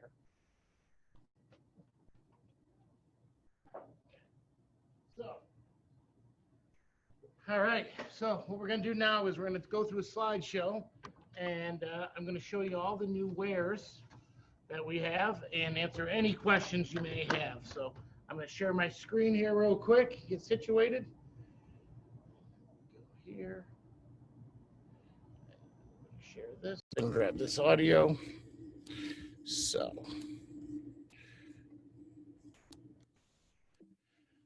Mr. Túlio, can you hear me with my internal microphone okay? Perfect, perfect. All right, so here's our little set. I just figured I'd start showing you what we were looking at there. If you've been to an NAB show, you have seen our famous Wheatstone arches. And this year we built a brand new display behind the arches. You're gonna see a lot of consoles. We were all set to go to NAB. We built a new booth this year. We got the new squiggly logos in, and then they canceled it. So what we're gonna do now is do the best I can here via PowerPoint. Our new baby really is the new Blade 4. We're gonna talk about that in a minute. New display, front panel USB, redundant power supplies, redundant network connections. Every feature anybody in Brazil has asked me in the last 5 or 6 years in blades, I made sure we put in Blade 4. This is going to be the new GSX console. For big companies like Globo or Itatiaia, Tupi, Nativa, the guys that bought E6s, years ago, or E1s, let's say 9 years ago, any of the new consoles that Wheatstone makes can plug into any of the existing Wheatstone networks. So my very first customer from 2009, Mr. Carnero, if he wanted to buy one of our brand new consoles made today, it will simply plug right into his Ethernet network. The last little thing I just showed you was this little headphone jack, the headphone panel, and for little simple installs. So here we are now with IP audio. The world is moving towards IP audio. And instead of running lots of cables, most of the major broadcasters in Brazil have adopted to this type of architecture. We are not moving AES audio around. We are not moving bundles of audio around on cables. We are taking smart devices to the areas where we need to distribute or ingest audio. We use blades, and then we're using AOIP or Ethernet protocols to route this stuff around to mix, monitor, and for programming. Many of the radio stations we build now in the bigger markets look like this. We have studios, individual studios, which we call islands of reliability. We will put a switch in there. We'll give you the ability to have a room that's not connected to the major system in case of a failure or maintenance. But the cabling in between the rooms, and this is where the big savings of AOIP has come in the infrastructure costs. Many people don't use any punch blocks anymore. No chrome blocks, no termination, no patch bays. Everything's direct wired. The blade, for you guys who have not worked with blades before, these are the center of our IP universe. They are Linux based. They're very smart. They back themselves up. They have redundancy built in for power supplies, redundancy built in for networking. We manufacture them here in New Bern, North Carolina. Everything is built to spec. Wheatstone's not the only game in town for AOIP. There are some other technologies out there. Telos has a system. The Lavo guys have a system. We feel ours is really good. There's a list of features there that you can see. The biggest thing about WheatNet IP is that we are pure IP audio. Every device on our network has an IP address and connects to a switch. Anything else is a hybrid system. What that gives you, it gives you central points of control, it gives you lots of redundancy built in, and it gives you access to all the latest and greatest technology. Because when we decided to build Blade 4, what went into Blade 4 was everything for interoperability. And I say interoperability. As a customer, you have to pick WheatNet IP, Livewire, Dante, Ravenna, AVB. We have all these different protocols out there. And about 10 years ago, AES 67 was invented. And AES 67 was going to be the interoperability standard for us to speak to other boxes or other manufacturers via IP. And we put all of that into Blade 4, along with all these other features. When you step away from standard consoles, A, you're going to get out of your comfort zone. B, you're going to be able to do a lot more with a single device that used to take many. So in the blades, we've got mixing, we've got silence detection, we got SNMP, we've got an audio driver that replaces, the expensive sound cards. So in the old days, we'd have lots of boxes, each doing a specific task. Now, when we built our blades, we wanted to take as many features, as many, different devices that we could, simplify your life, and putting them all in a package. And that's really what the Blade was about. So Blade 4 is our foundation for all of our audio for radio and TV systems out everywhere in the world. And after building them, like I said, we had Blade 1, Blade 2, now we're on to 2 and 3, and now we're on to Blade 4. We've built a blade for everything. It doesn't matter if you're a big television facility or a small radio company. We've got every type of format blade you could imagine. Analog, digital, mixed, MADI, SDI. And in addition to all the formats that I listed here, the biggest thing is interoperability.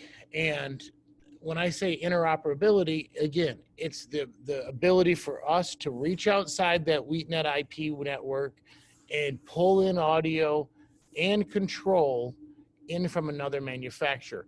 And right here are the biggest features about Blade 4, is that we can accept and transmit different packet rates. When everybody in Brazil started working with digital audio, you knew about 32K, 44.1, or 48 kilohertz.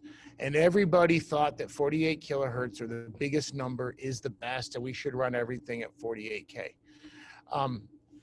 Most of the systems here in the United States run at 44.1. When we switched from streaming audio, let's say, in the AES domain, to packetized audio, and that's what AOIP is. It's a packetized system.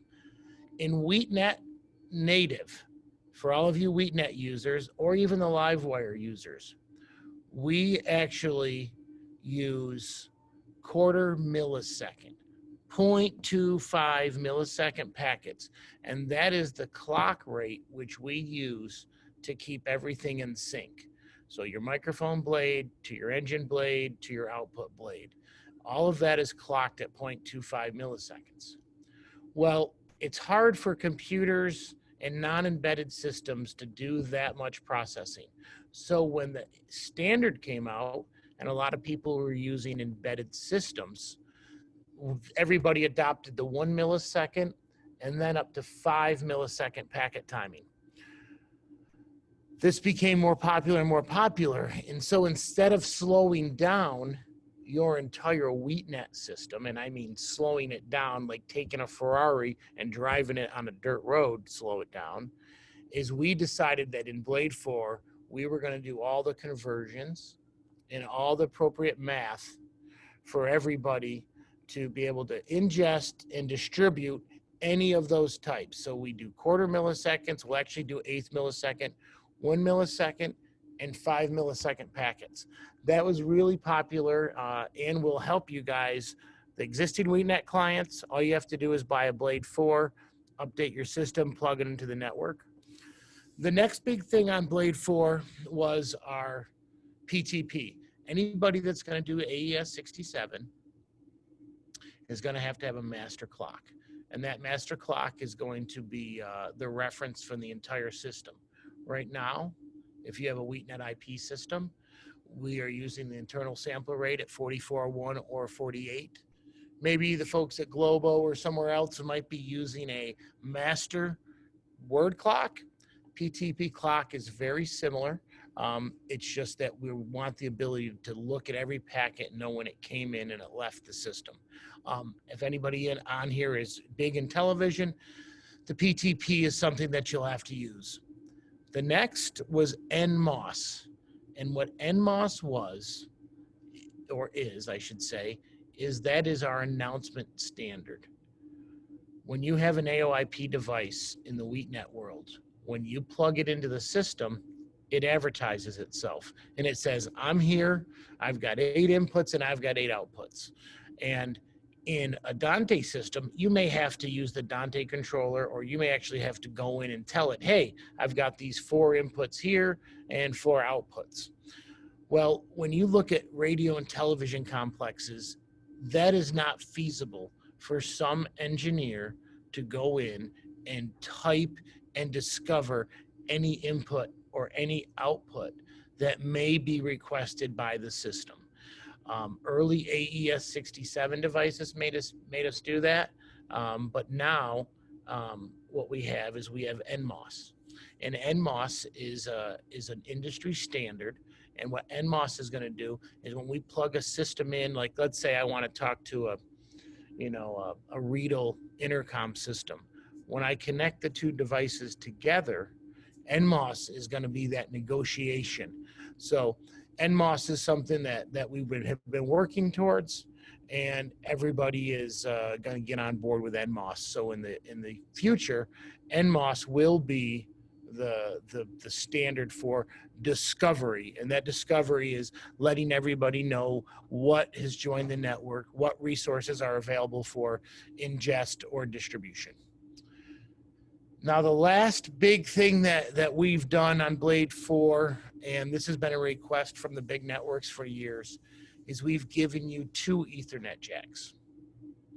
The dual Ethernet jacks can operate in 4 different modes.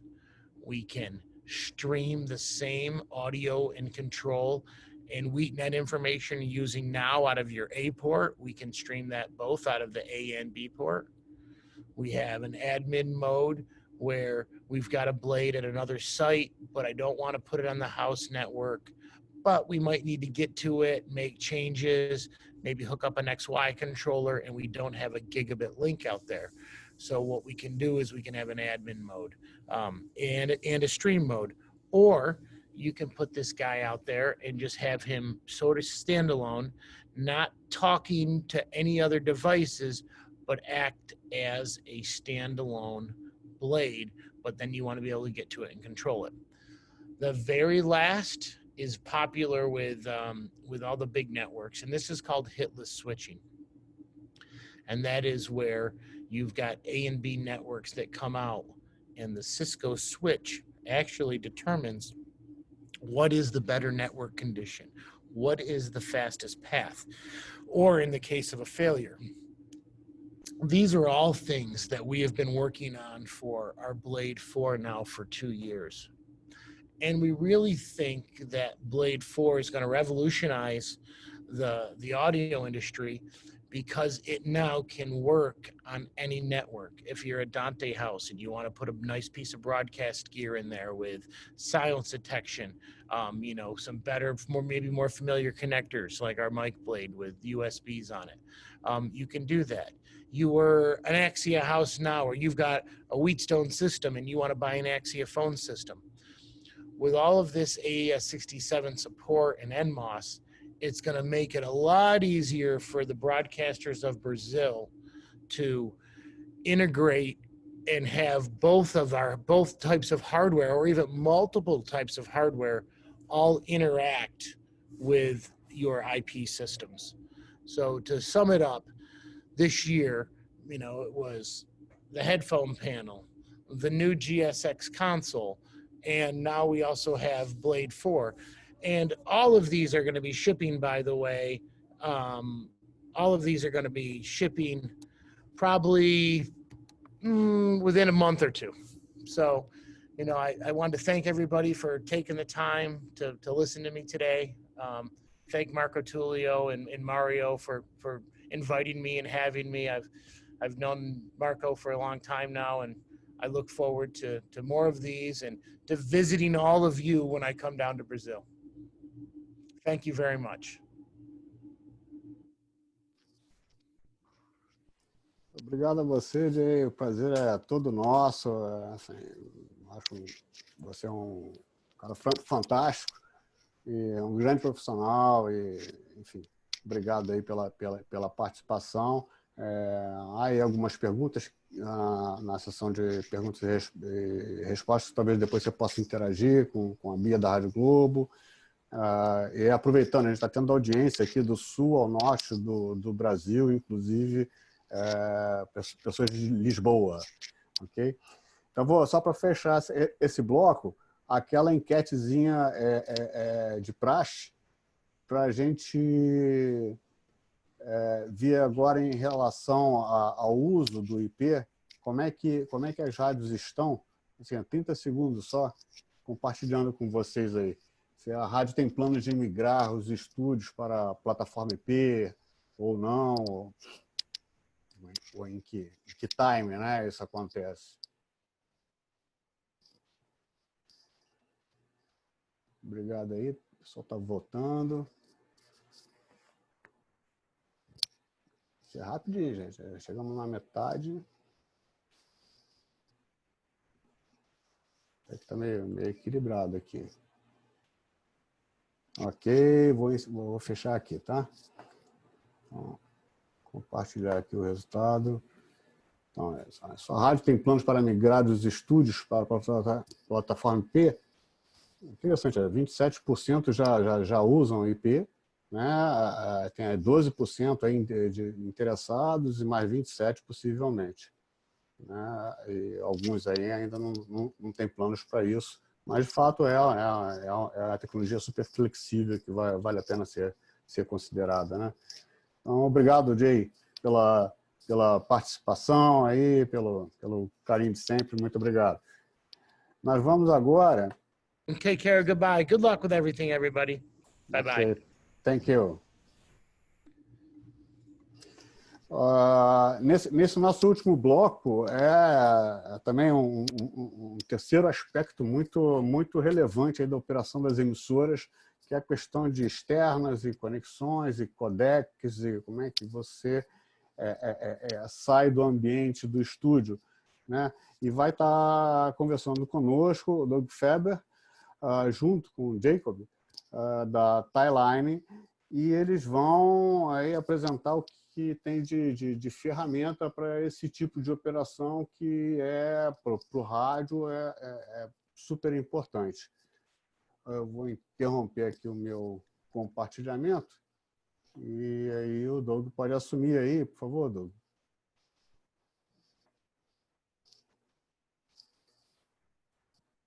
Hi, Marco, and hello to everybody in Brazil. I'd like to introduce my partner in crime, Jacob Daniluck, who's our U.S. tech expert. If you want to get technical today with codecs, we can dive as deep as you guys would like.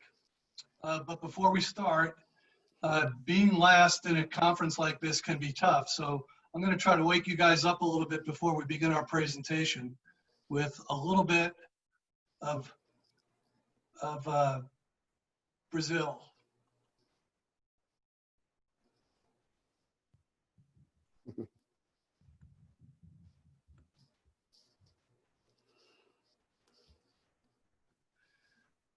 Well, I hope you're all awake now.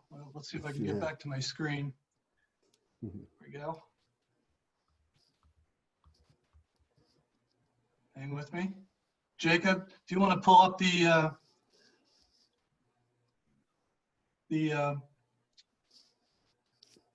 deck for me, please? And I can't get back to my full screen here.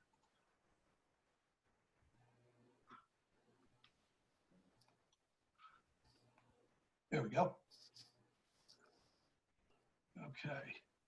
So before we really begin, it's really tough out there, and Brazil has really, been affected by the virus almost as bad as we have. So we hope that you guys are safe and your families are okay, and that you're practicing social distancing so that we can have real NABs in the near future.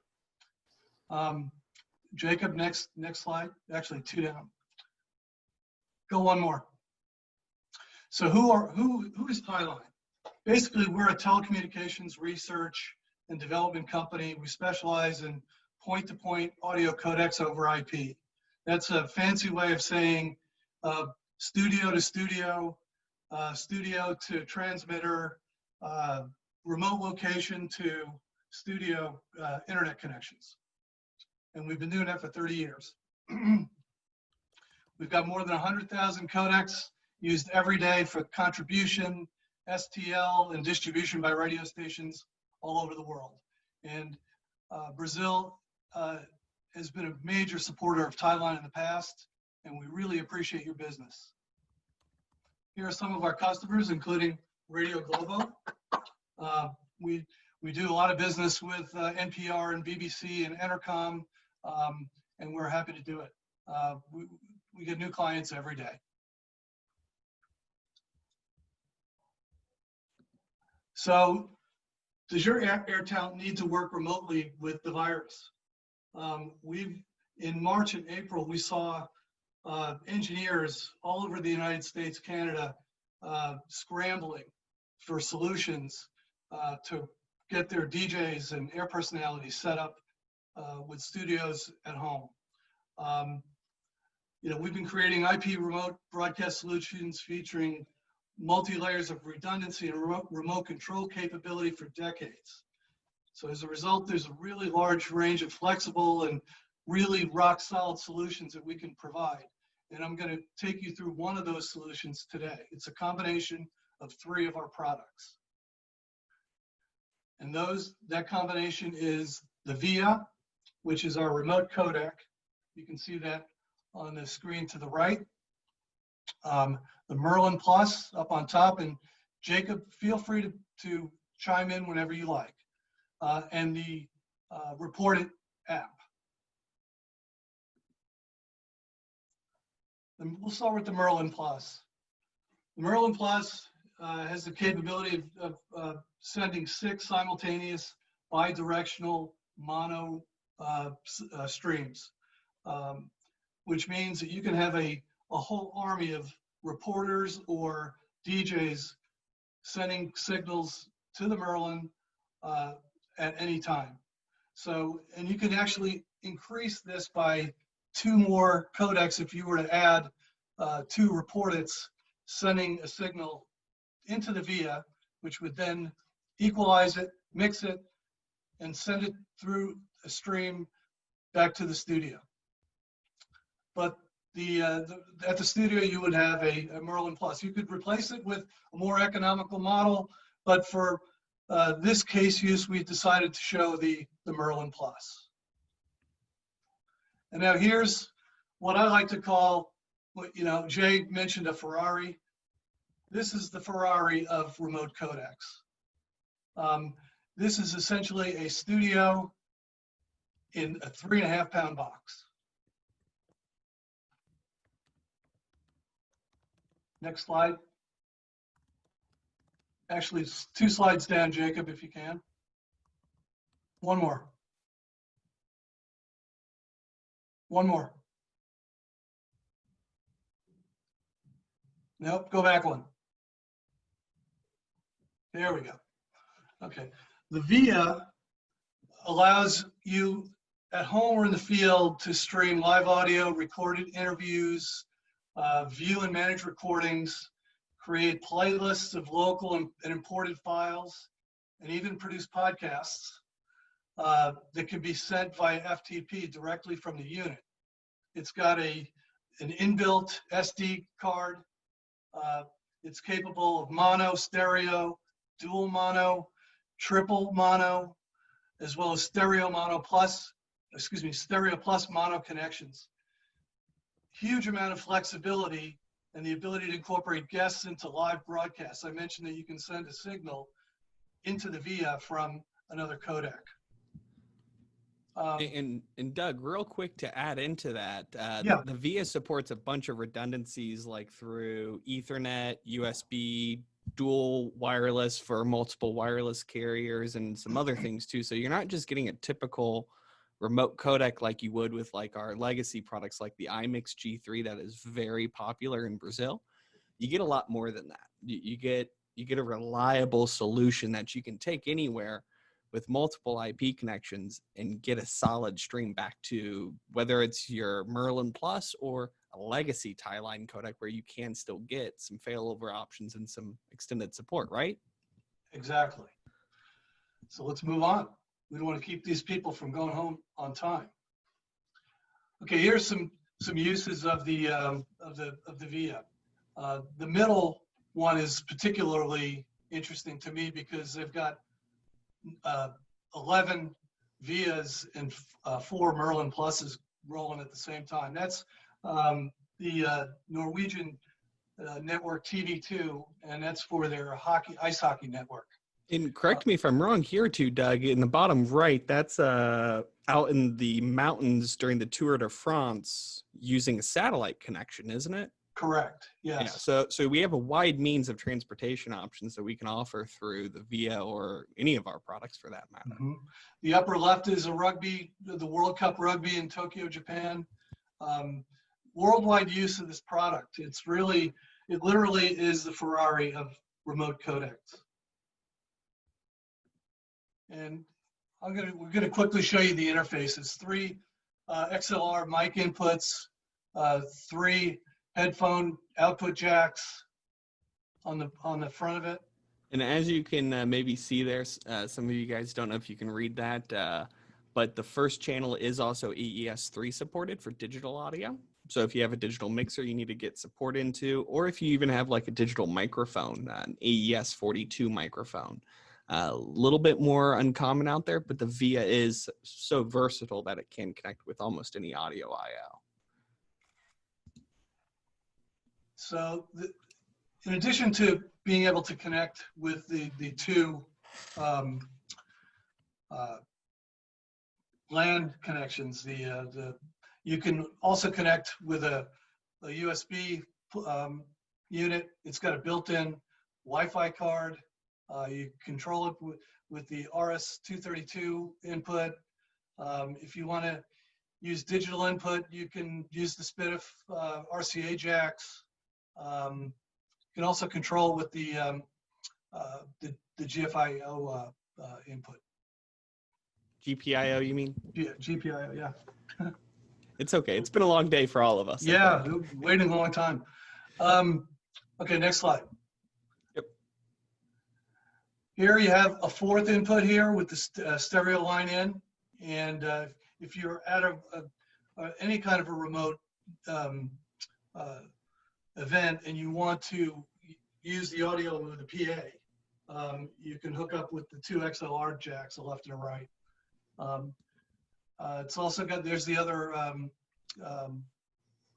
USB for internet access, and if you another USB I/O on the side there. And about that USB I/O real quick too, just so you guys are aware of what you can do with that and can't do with it. Really, it's a very powerful I/O tool. It allows you to connect to a Windows machine, Mac, Linux natively, where the driver is already self-installed because we use a class-compliant audio driver. So the VIA can pick up another stereo source, so you can have your 3 basic microphones and also an external device like your laptop feeding automation remotely, or we'll get into it, I think, in a little bit here about how you can actually store some of that stuff directly on the VIA. But that USB I/O is a very powerful audio interface tool because the VIA is turned into not only your remote codec, but also your digital to analog converter for your PC. So it's a DAC as well.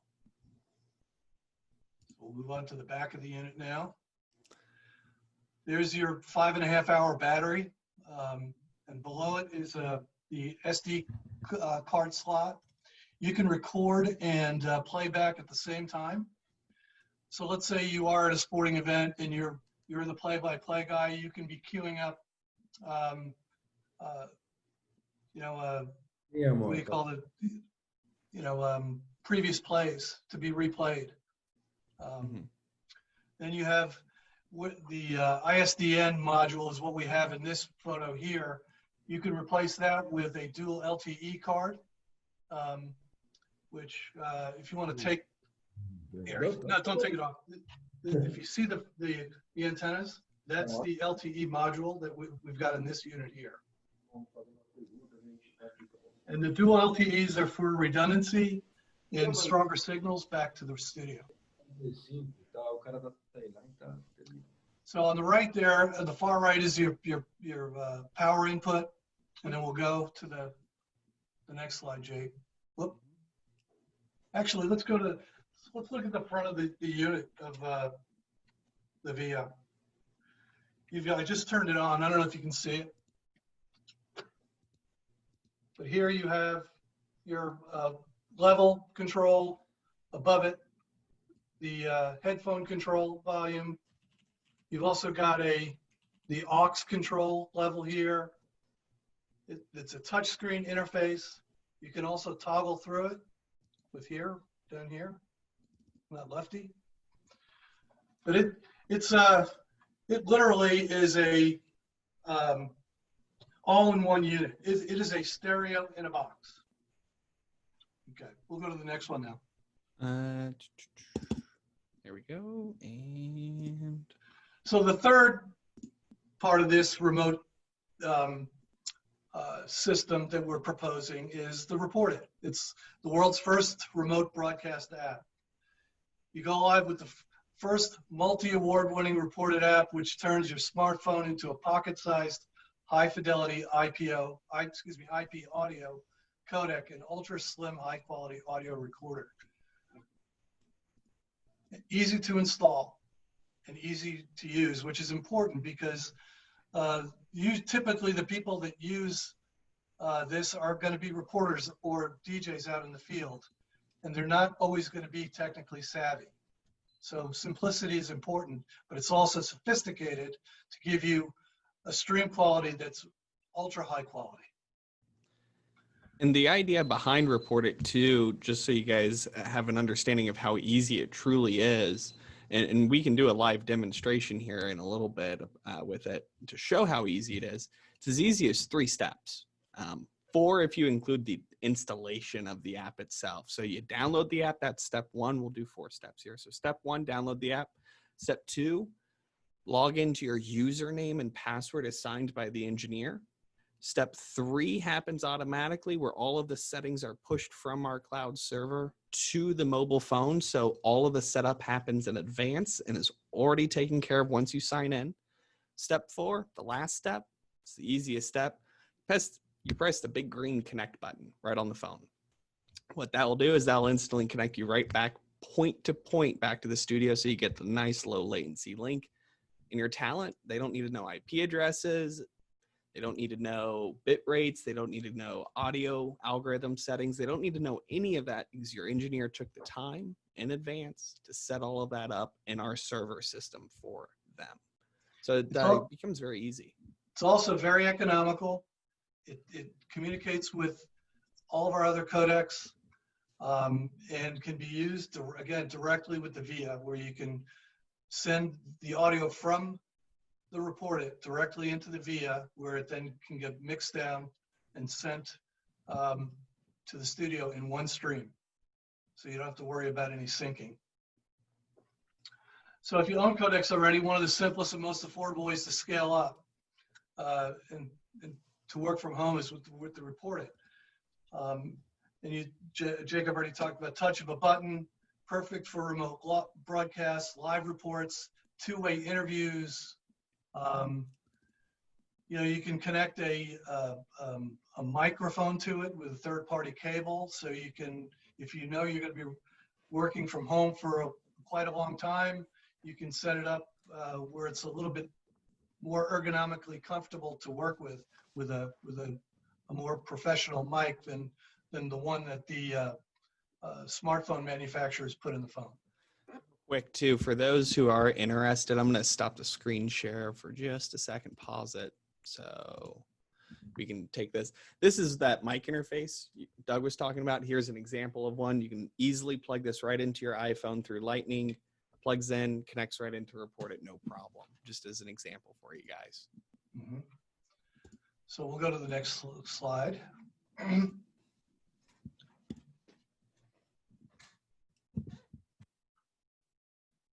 Well, you've already covered that with the configuring. It's really a 3 or 4 step process. It's very easy. You don't need any technical knowledge, and it's very high quality. And you guys may know that guy on the left. He's the winner of the Tour de France. He's from Colombia, a South American guy. And to the right, that is, I believe it's the Norwegian Broadcasting Corp that's doing an interview. Yep. And we'll go to the next one. You know, all this is great, but what really is the icing on the cake is to be able to control all these codecs remotely. And we've got the answer to that, the Cloud Codec Controller. You can manage and control an entire fleet of codecs in your network or in a public internet setting. It's the ultimate remote control, literally. Jake, we'll go to the next one. Yep. Our Cloud Codec Controller, we also call it CCC, is the easiest way for engineers to remotely control all codecs and report it users from home or anywhere there is an internet connection.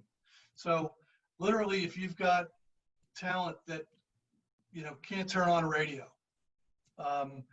your engineer can help them from his living room, from his workbench back at the radio station, or when he's on vacation.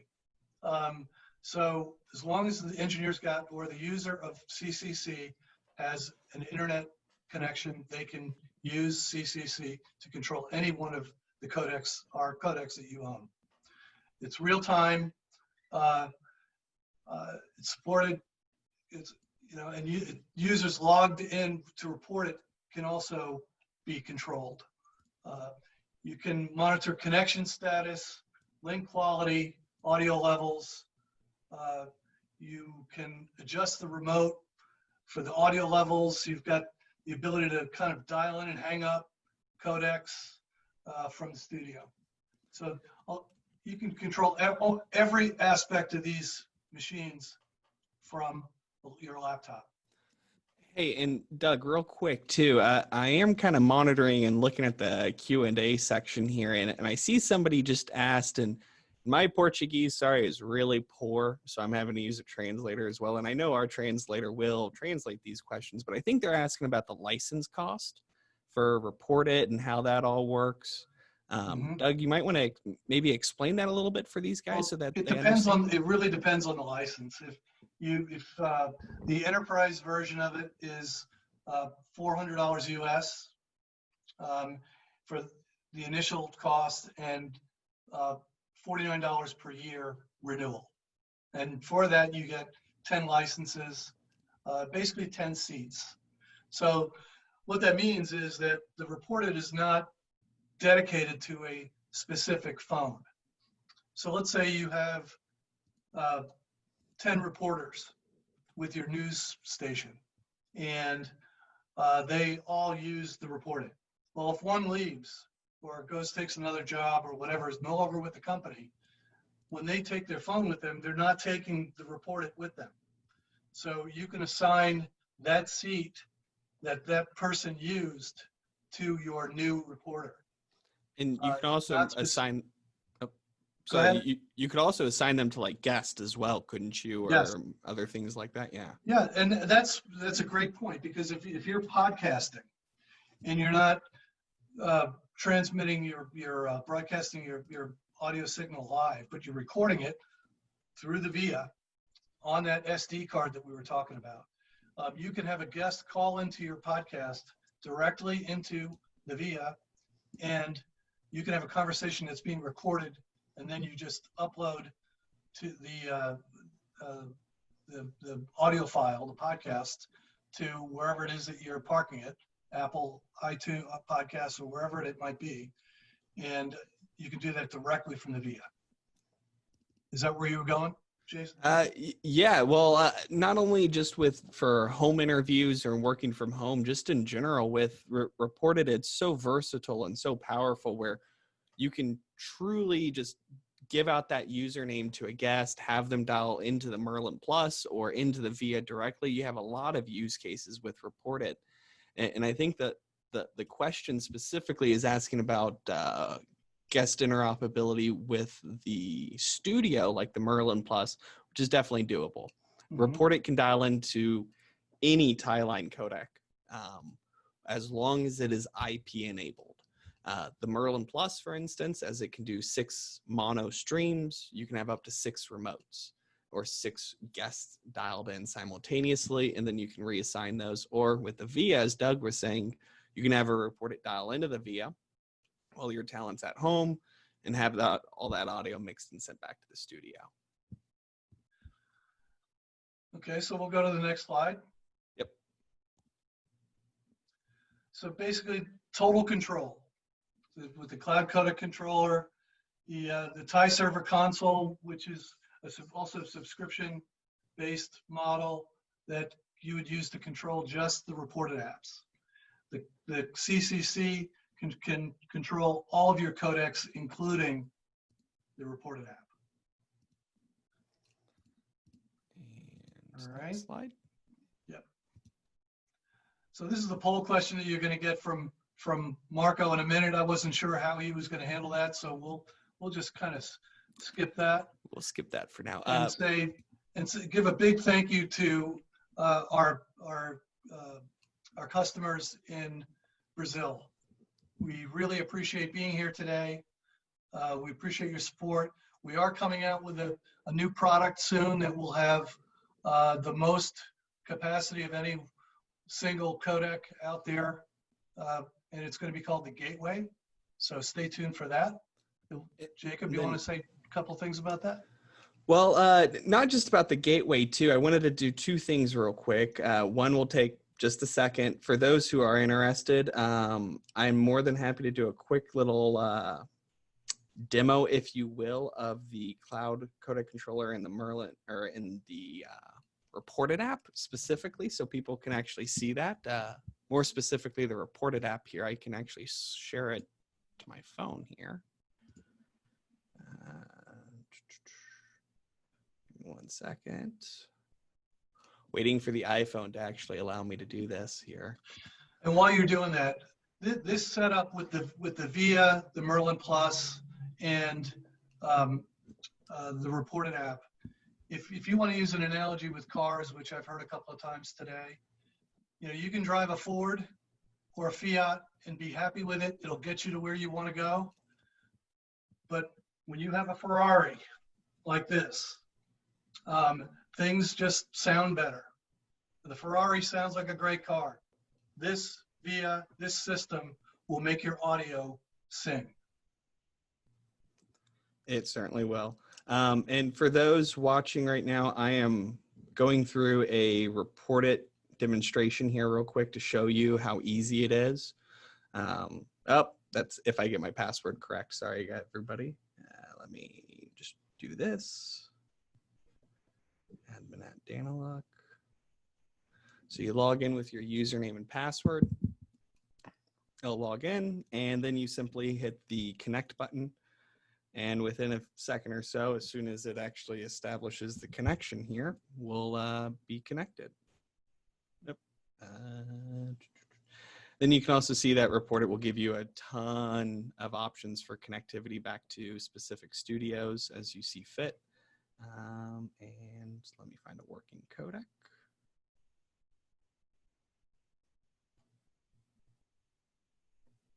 Oh, I'm sorry. I'm on a local hotspot. I can't connect live right now. Huh. That's my mistake here. Here, I can fix that. But yeah, as Doug was saying, though, the Brazilian market, we do miss you guys from the NAB show. We wish we could definitely be there and actually get to show you guys off all the new products. As Doug was saying, we do have a new product coming out called the Gateway. And it'll be a very powerful tool in itself. And as you guys see what I'm doing right now, I'm actually going through our tie server account and other apps, etc. So you can see exactly how that's all set up and working and all of that. But the Gateway, 16 monos, 8 stereos, you'll get a ton of flexibility. So if you think the Merlin Plus already has a lot to offer, the Gateway will offer you even more connectivity out of the gate. And that's why.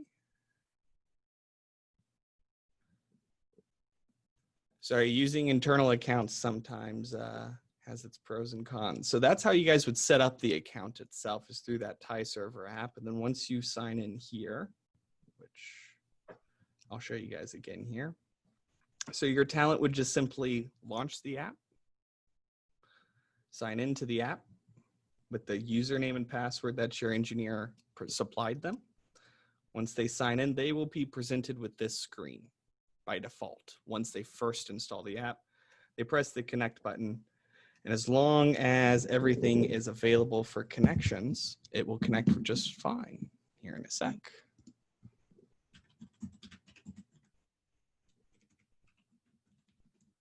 And again, sorry, my network here is not the greatest at the moment.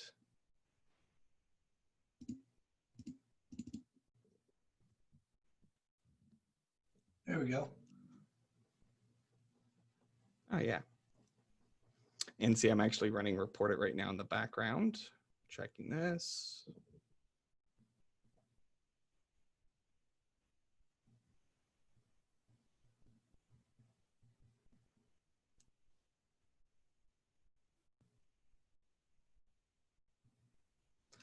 And again, yeah, it's easy as just 1, 2, 3. Log in, connect, and away you go.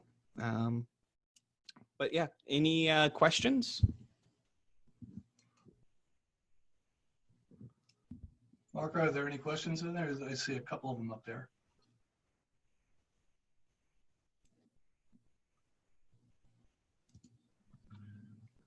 It says it says Duca Paz. I already use Report It. It's very good and useful, especially in this time of isolation. Can you tell me if there's a future version with a transmission rate higher than 128 kilobits per second? Doug, I'm more than happy to answer that one if you don't feel comfortable. No, go ahead. In terms of future releases, in terms of higher transmission rates, etc., the reason why we limited it specifically to 64 kilobits is, if you guys remember, when we launched Report It originally, 2009, 2010, specifically at the 2010 NAB, we had to work with the 3G network, the 2G or GSM, and the migration towards the 3G network or the HSDPA network, or the advanced EVDO network in some areas. And we didn't have much bitrate to work with at the time. Now that, yes, LTE is out and about and we get higher throughput, as well as 5G, for instance, the phone you guys are seeing Report It run off right now, this is a 5G iPhone or a 5G iPhone, depending on where you are from. Yeah, you have higher transmission rates. In terms of us offering a higher means at the moment, I can't necessarily say if we will or not. It's something I do know we have explored, and I know our engineers are talking about consistently in our management, but I can't guarantee if that's something that we'll actually do immediately. But our VIA, for instance, our hardware unit can offer everything from 9.6 kilobits kpps all the way up to 384 kilobits pps for compression. Then you also have enhanced aptX, which is I think it's a 4:1 ratio in comparison to uncompressed audio, running right around 700-ish kilobits per second.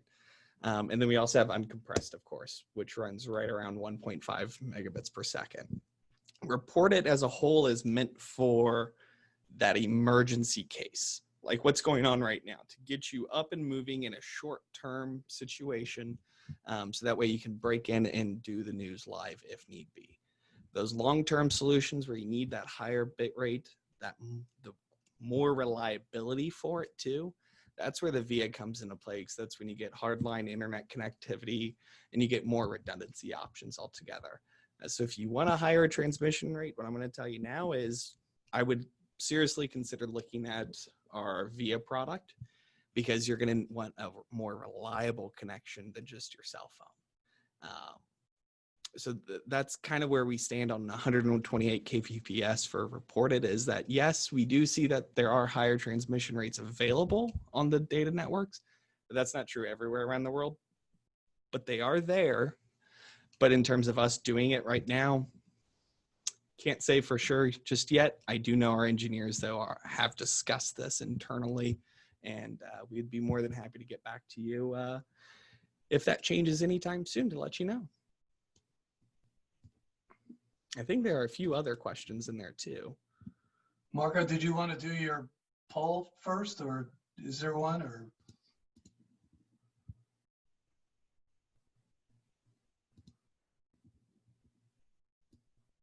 Aqui da nossa parte, podemos fazer aqui uma pequena enquete. Tá ok, Fábio? yeah, if you're ready. Okay. Então, vou lançar aqui rapidinho essa é sim ou não. Você acha que esse modelo de home office que vai entrar no hábito das pessoas, está entrando no hábito das pessoas, isso vai se aplicar para o rádio também? O locutor vai transmitir de casa? Como é que você vê essa evolução da transmissão remota, né, como entrando no hábito aí da rádio?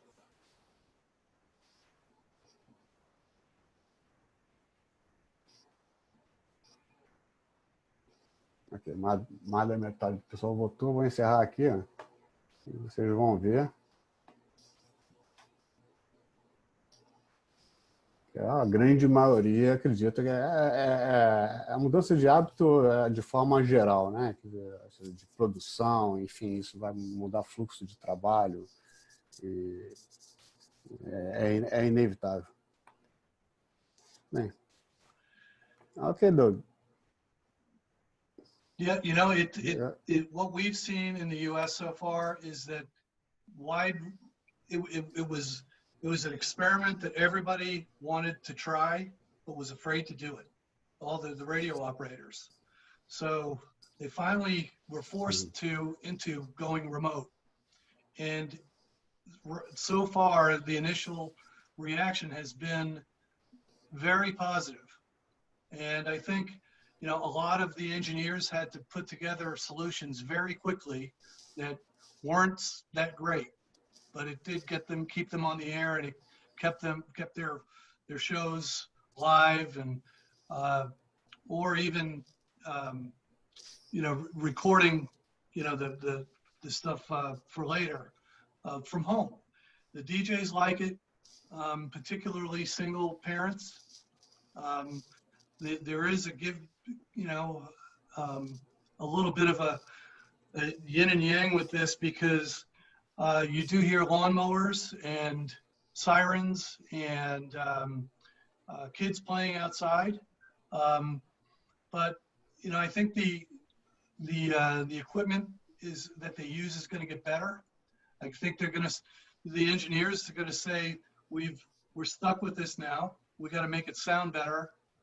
So we're going to upgrade from the not so great quality to the Ferrari, because this is a professional codec.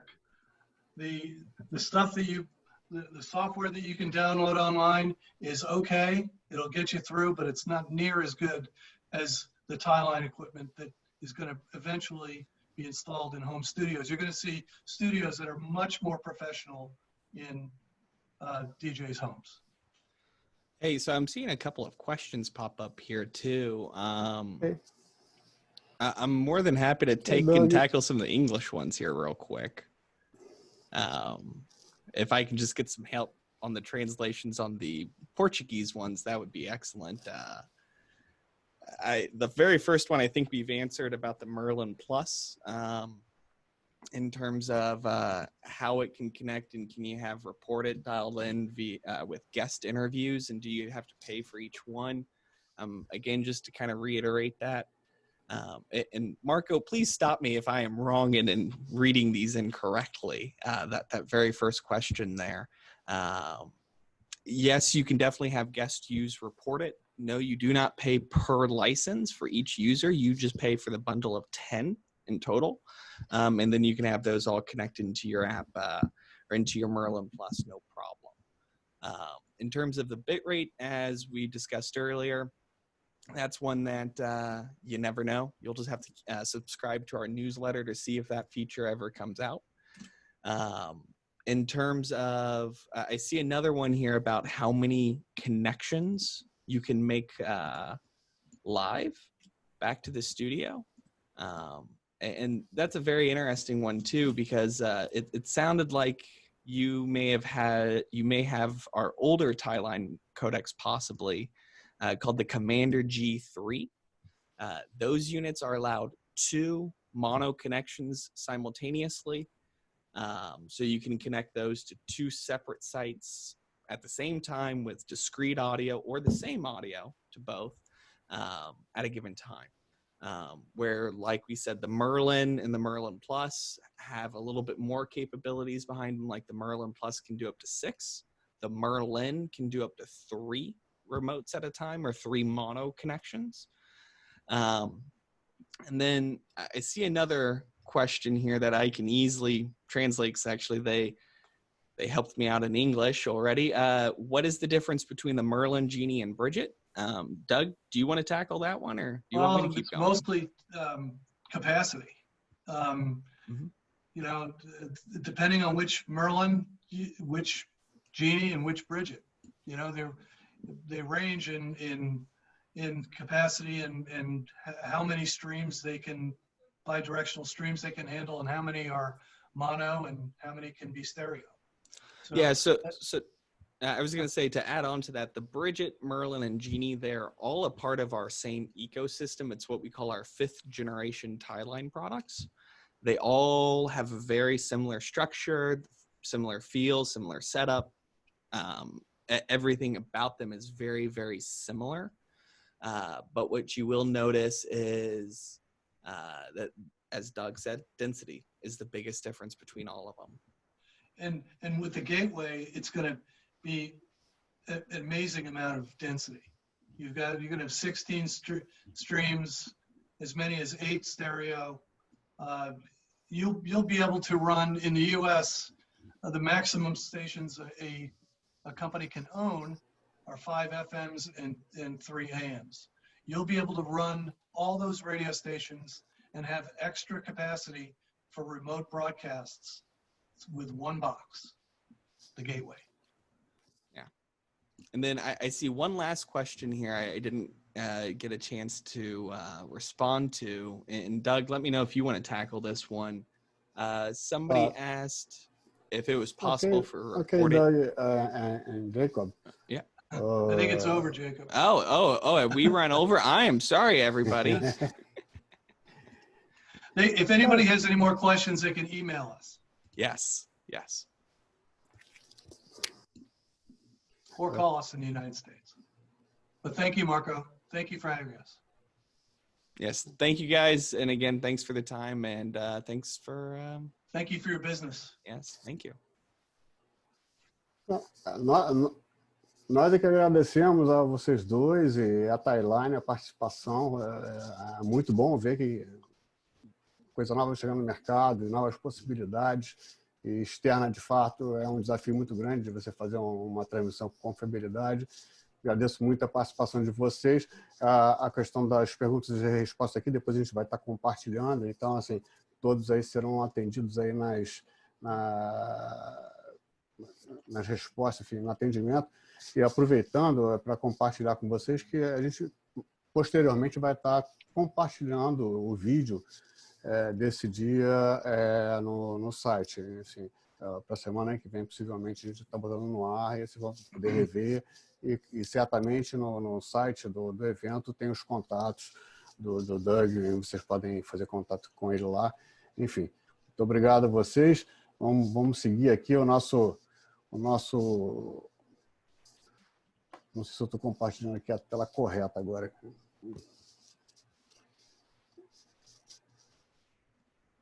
Seguir aqui a nossa programação com uma participação final. A ideia é, com a ajuda do Cappia, enfim, que conhece aí profundamente rádio e tem uma experiência, inclusive, com múltiplas emissoras, o que é muito interessante, essa experiência em diferentes realidades aí. Ele fazer um apanhado do que a gente viu hoje, enfim, qual é a percepção dele em relação ao que foi dito. O Cappia, que, pelo visto, está na Itália, é isso, Cappia?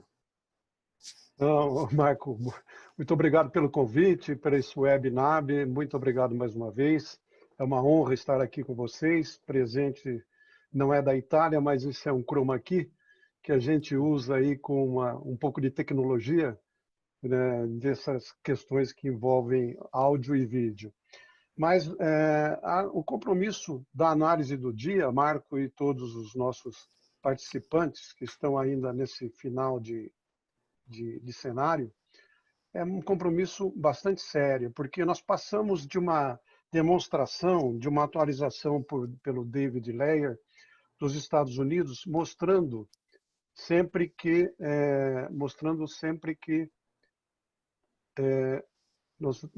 nós tivemos a participação do público nos Estados Unidos no rádio, o rádio convencional, com 64% nas faixas etárias mais avançadas e, mesmo nas faixas menores, 48% da audiência. Isso faz com que a gente tenha uma segurança no veículo rádio. E aí eu me lembro que o Michel, nosso presidente da ERP, né, ele fez um comentário sobre o rádio não se fortalece, o rádio não se mostra, aliás, se fortalece, mas não se mostra o quanto ele deveria se mostrar.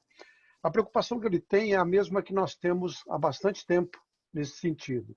Nós temos a preocupação porque o rádio é tão óbvio, tão importante, tão óbvio em sua importância, que nós esquecemos de dar a divulgação pelo próprio veículo, ou seja, o veículo divulgando o veículo, porque ele é óbvio, ele é tão insubstituível que ele continua fazendo com que a gente se destaque e prossiga nesse desafio.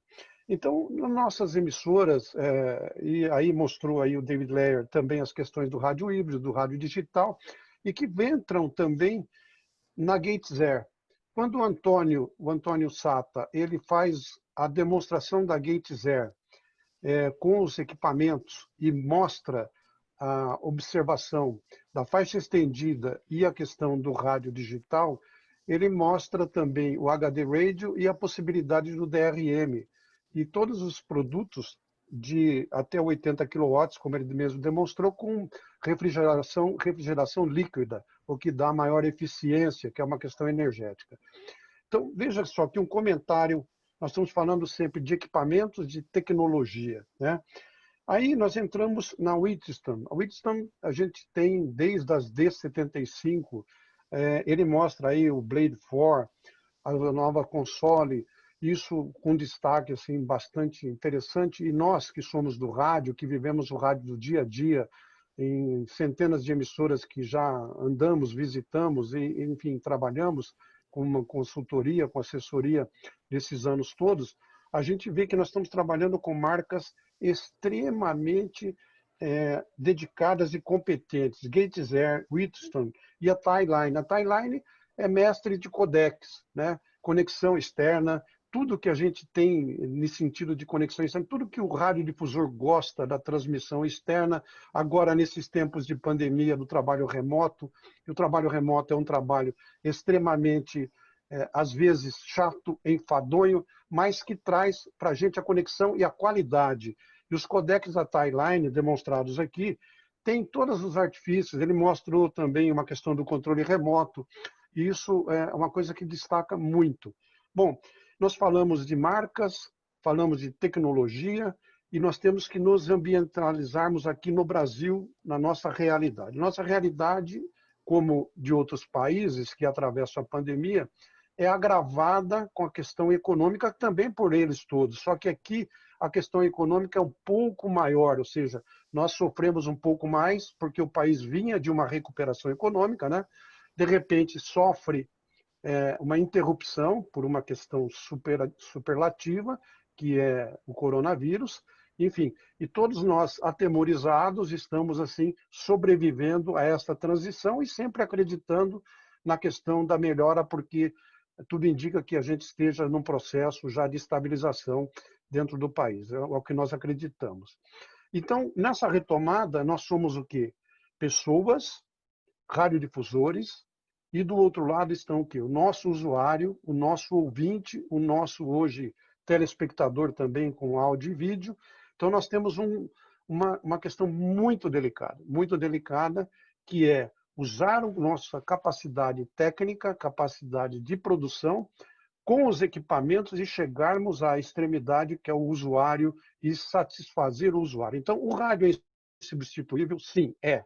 O rádio está em destaque? Está. Se valorizou muito mais. Ele é aquele que se valoriza por uma questão até física de sentimento humano, do senso humano, a audição, a criação, o novo modo de ouvir, como você tem dito, né, Marco? E a gente tem uma satisfação de dizer, e para encerrar, porque eu também não quero me estender e não vou fazer perguntas, porque isso já fica no domínio dos interessados aos palestrantes, ou até a nós próprios poderão mandar questionamentos. Eu deixo aqui apenas um destaque. O Brasil vem atravessando essas mudanças todas de requisito técnico no serviço de FM, AM, enfim, tudo isso. E, felizmente, mexemos também nas relações de proteção da canalização FM e preservamos o primeiro canal adjacente com a mesma relação do analógico. Ou seja, qualquer que seja o modelo de digital que venha, no primeiro canal adjacente ele está preservado. Então, era só isso que eu queria deixar, uma mensagem de otimismo, uma mensagem que a gente deve prosseguir, ir em frente, avançarmos, acreditarmos e agradecer a todos vocês a paciência de nos ouvir aí. Nessa finalização, Marco, um agradecimento muito especial a você, a sua capacidade, da sua equipe, que nós integramos em todas as nossas entidades que fazemos parte. Muito obrigado, Deus proteja a todos, estamos à disposição mais uma vez. Eu quero acreditar que o dia de amanhã seja muito mais produtivo, né, como o de hoje, mas já com a dinâmica, e a gente também conseguirá programar o novo pós-NAB, como a NAB 2021 vai ser de 10 a 14 de abril, a gente já sabe que nós teremos aí um pós-NAB, tanto nas nossas instituições, como um pós-NAB WEBNAB 2021, com 2 dias, e estaremos lá, se Deus permitir. Obrigado a todos, tudo de bom, e seguimos em frente. Com certeza, Cappia, muito obrigado. Aí é sempre bom escutar aí você, seu conhecimento, sua sabedoria, enfim. Muito obrigado pela participação aí, pelo apoio. E assim, só como uns comentários finais, queria lembrar, de fato, amanhã a gente vai ter um programa bem interessante. Hoje foi um aprendizado aqui, a gente extrapolou um pouquinho o tempo, eu peço desculpa a quem estava com o horário apertado, mas, enfim, o assunto é interessante, desperta interesse e acaba se estendendo. Amanhã a gente vai ter uma discussão inicial sobre a comercialização, como é que anda o negócio rádio, com a Ferber, que é do Radio Advertising Bureau, né? E que vai estar olhando não só a situação conjuntural agora da pandemia, quer dizer, o mundo está uma confusão, mas assim, o que a gente tem de desafio e de perspectiva de futuro, que é desafios que já existiam, por exemplo, competição com online. Enfim, isso vai estar na pauta de amanhã. O Rodrigo Neves vai estar comentando, do Grupo Bandeirantes e presidente da AESP. Na sequência, a gente vai ter uma apresentação da Triton Digital, que vai enfocar a questão do podcasts, também da monetização do streaming, mas mais fortemente podcast, vai ser muito bacana.